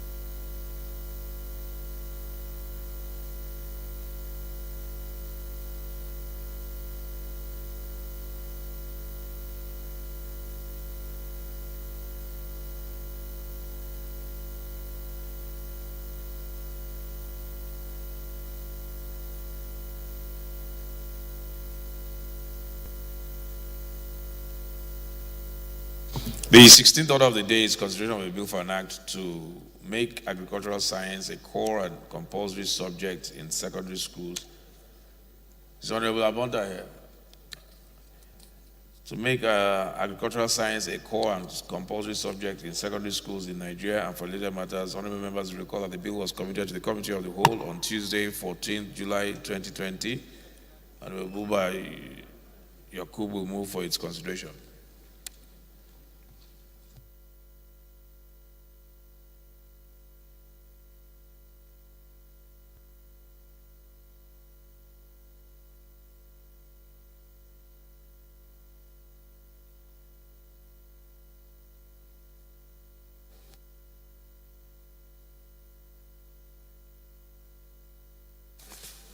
Okay.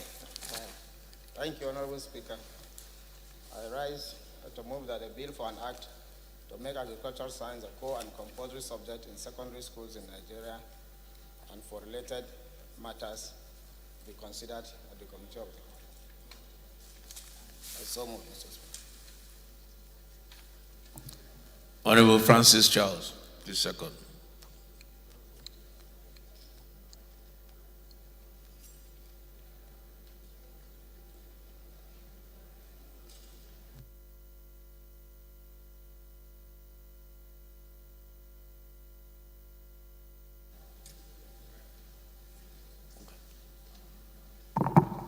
Mr. Speaker, my dear colleagues, my name is Francis Charles Duyok. I represent Ikarabas in Plenary 28th from Kwazulu. Mr. Speaker, I rise to second the motion moved by my dear colleague that the bill be considered. I so second. Those in support, please say aye. Those against, please say nay. Ayes have it.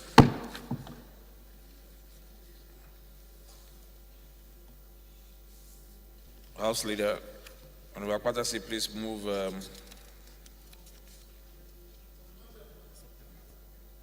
Oh, we have a supplementary. Yes.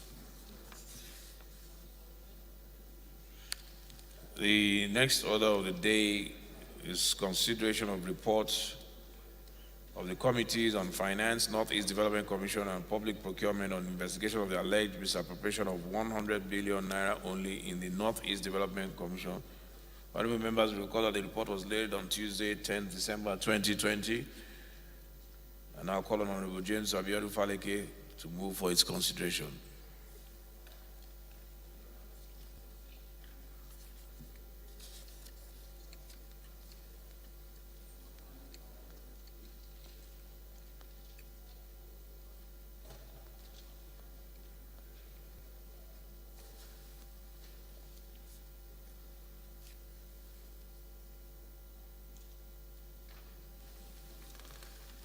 Thank you, Mr. Speaker, honorable colleagues.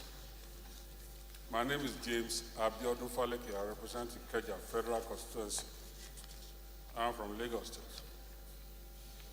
Mr. Speaker, I rise to move that the House do consider the report of the Committees on Finance, Northeast Development Commission, and Public Procurement on the investigation of the alleged misappropriation of 100 billion only in the Northeast Development Commission and approve the recommendations therein. Mr. Speaker, I so move.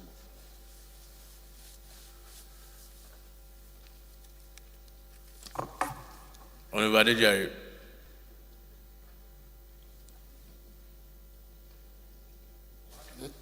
Mr. Speaker, I still remain Honorable Dr. Samuel Babatunde Adejare. I represent the good people, wonderful people of Agege Federal Constituency of Lagos State. I stand to second the motion as moved by my good brother, friend, colleague, and Honorable Faleke. I so second. Thank you. Honorable Akpatasi, please resolve that we move to Committee of the Whole.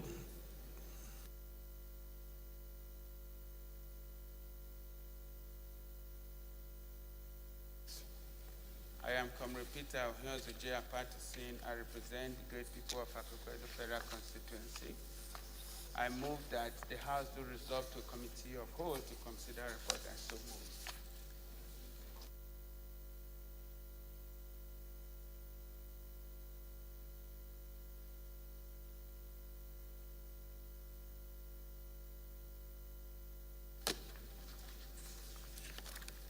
Any seconder? Seconder?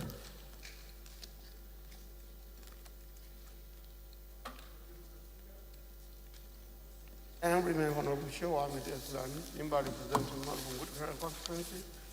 I ask for the motion heavily read by my colleague. I so call. The House now dissolves the committee of the whole.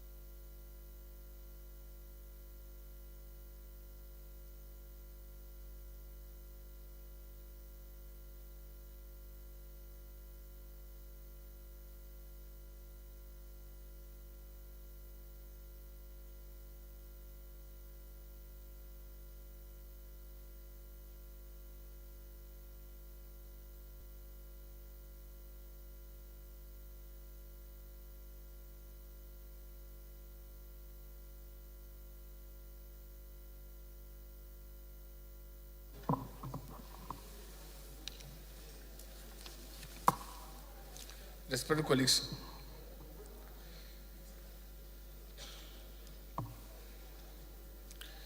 the bill to be considered is for an act to make agricultural science a core and composite subject in secondary school in Nigeria and for related matters. And I invite Honorable Buba Yakub to give the synopsis of the bill. Honorable Buba.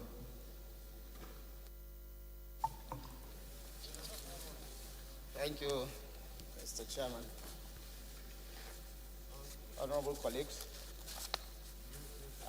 we all know that agricultural science is a very important subject because every family in this country is involved in one form of agricultural endeavor or the other. Order, please. Order, please. Feed itself, north, south, east, and west. And it was surprising that in our junior secondary schools, agricultural science is not in their curriculum. The same thing with some key subjects like history and so on. It surprises me if you take our children to the farm today and show them a yam farm and ask them what is it, they won't know. They don't know how it is produced. And that is one of the major reasons why we have very large number of unemployed youth in the country, because after school, our youth are just looking forward to white-collar jobs, while agriculture, as far as I'm concerned, is one of the professions that will put money directly into our pockets. Unlike the crude oil, where only multinational companies have the capacity and technical know-how to process, agriculture, everybody can go to the farm, and we are so lucky that our soil is so fertile that even at your backyard you can plant something. So it is important we catch our youths very young and expose them to agriculture, more especially from the junior secondary schools. Like in our days when schools have their farm, and schools are even fed from the harvest they make from the school farms and so on. So honorable colleagues, Mr.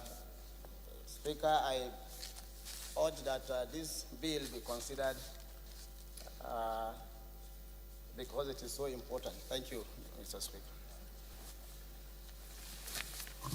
Thank you very much. Colleagues? Clause 1. Clause 2.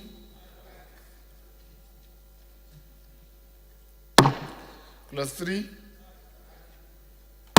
explanatory memoranda. Long title.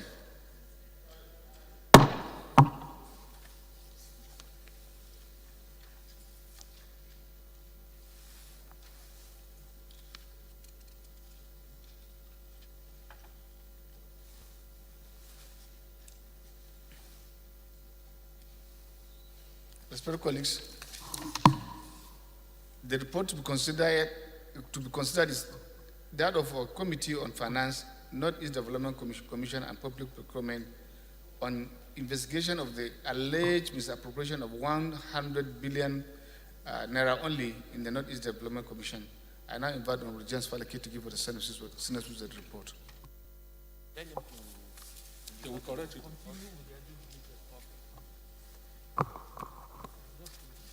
Thank you, Mr. Chairman. My name is James Abiodun Faleke. I represent Ikeja Federal Constituency. I am from Lagos State. Mr. Chair, honorable colleagues, I move that the House do consider the report of the Joint Committee of Finance, Northeast Development Commission and Public Procurement on the investigation. Do consider, I said do consider. Yeah, just to make explanation on No, wait now. Investigation of the alleged misappropriation of 100 billion naira only. Mr. Chairman, this motion was referred to this committee on the 23rd of July, and we commenced activities by writing letters to the agency involved and stakeholders. Stakeholders were invited, and memorandums were received from the various communities of Northeast. And we discovered, Mr. Chairman, that the sum in question, the total sum of money received or appropriated by the agency was 147 billion. While between the period under review, the total sum received was 75.5 billion, out of which 22.84 billion had been spent at the time of this investigation. And as at that time too, we discovered the bank balance at TSA account was 52.704 billion. And we checked their records and all the documents received, all the activities of the agencies as listed on page 2 of this report. Page 2 and 3. And the committee therefore recommended as follows: that the allegation was unfounded and misrepresentation of facts, as no corrupt practices existed in Northeast Development Commission, to commend Northeast Development Commission for their due diligence in the execution of the projects, and urge the Federal Ministry of Finance to release the outstanding sum of 52.704,089,01425 due to the Commission for effective execution of its projects, and that the Commission should expedite action in the utilization of the sum of 75.544,957,257.454 already released to the Commission during the 2020 fiscal year. Mr. Chairman, honorable members, it's so moved for consideration. Thank you. Thank you, my brother, colleague.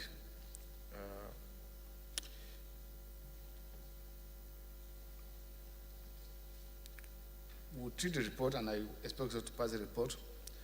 But as an observation, it is important always when it comes to a report like this, you state in clear terms what was the subject of the motion. You are supposed to state each of the allegations that was raised, and then the findings under it.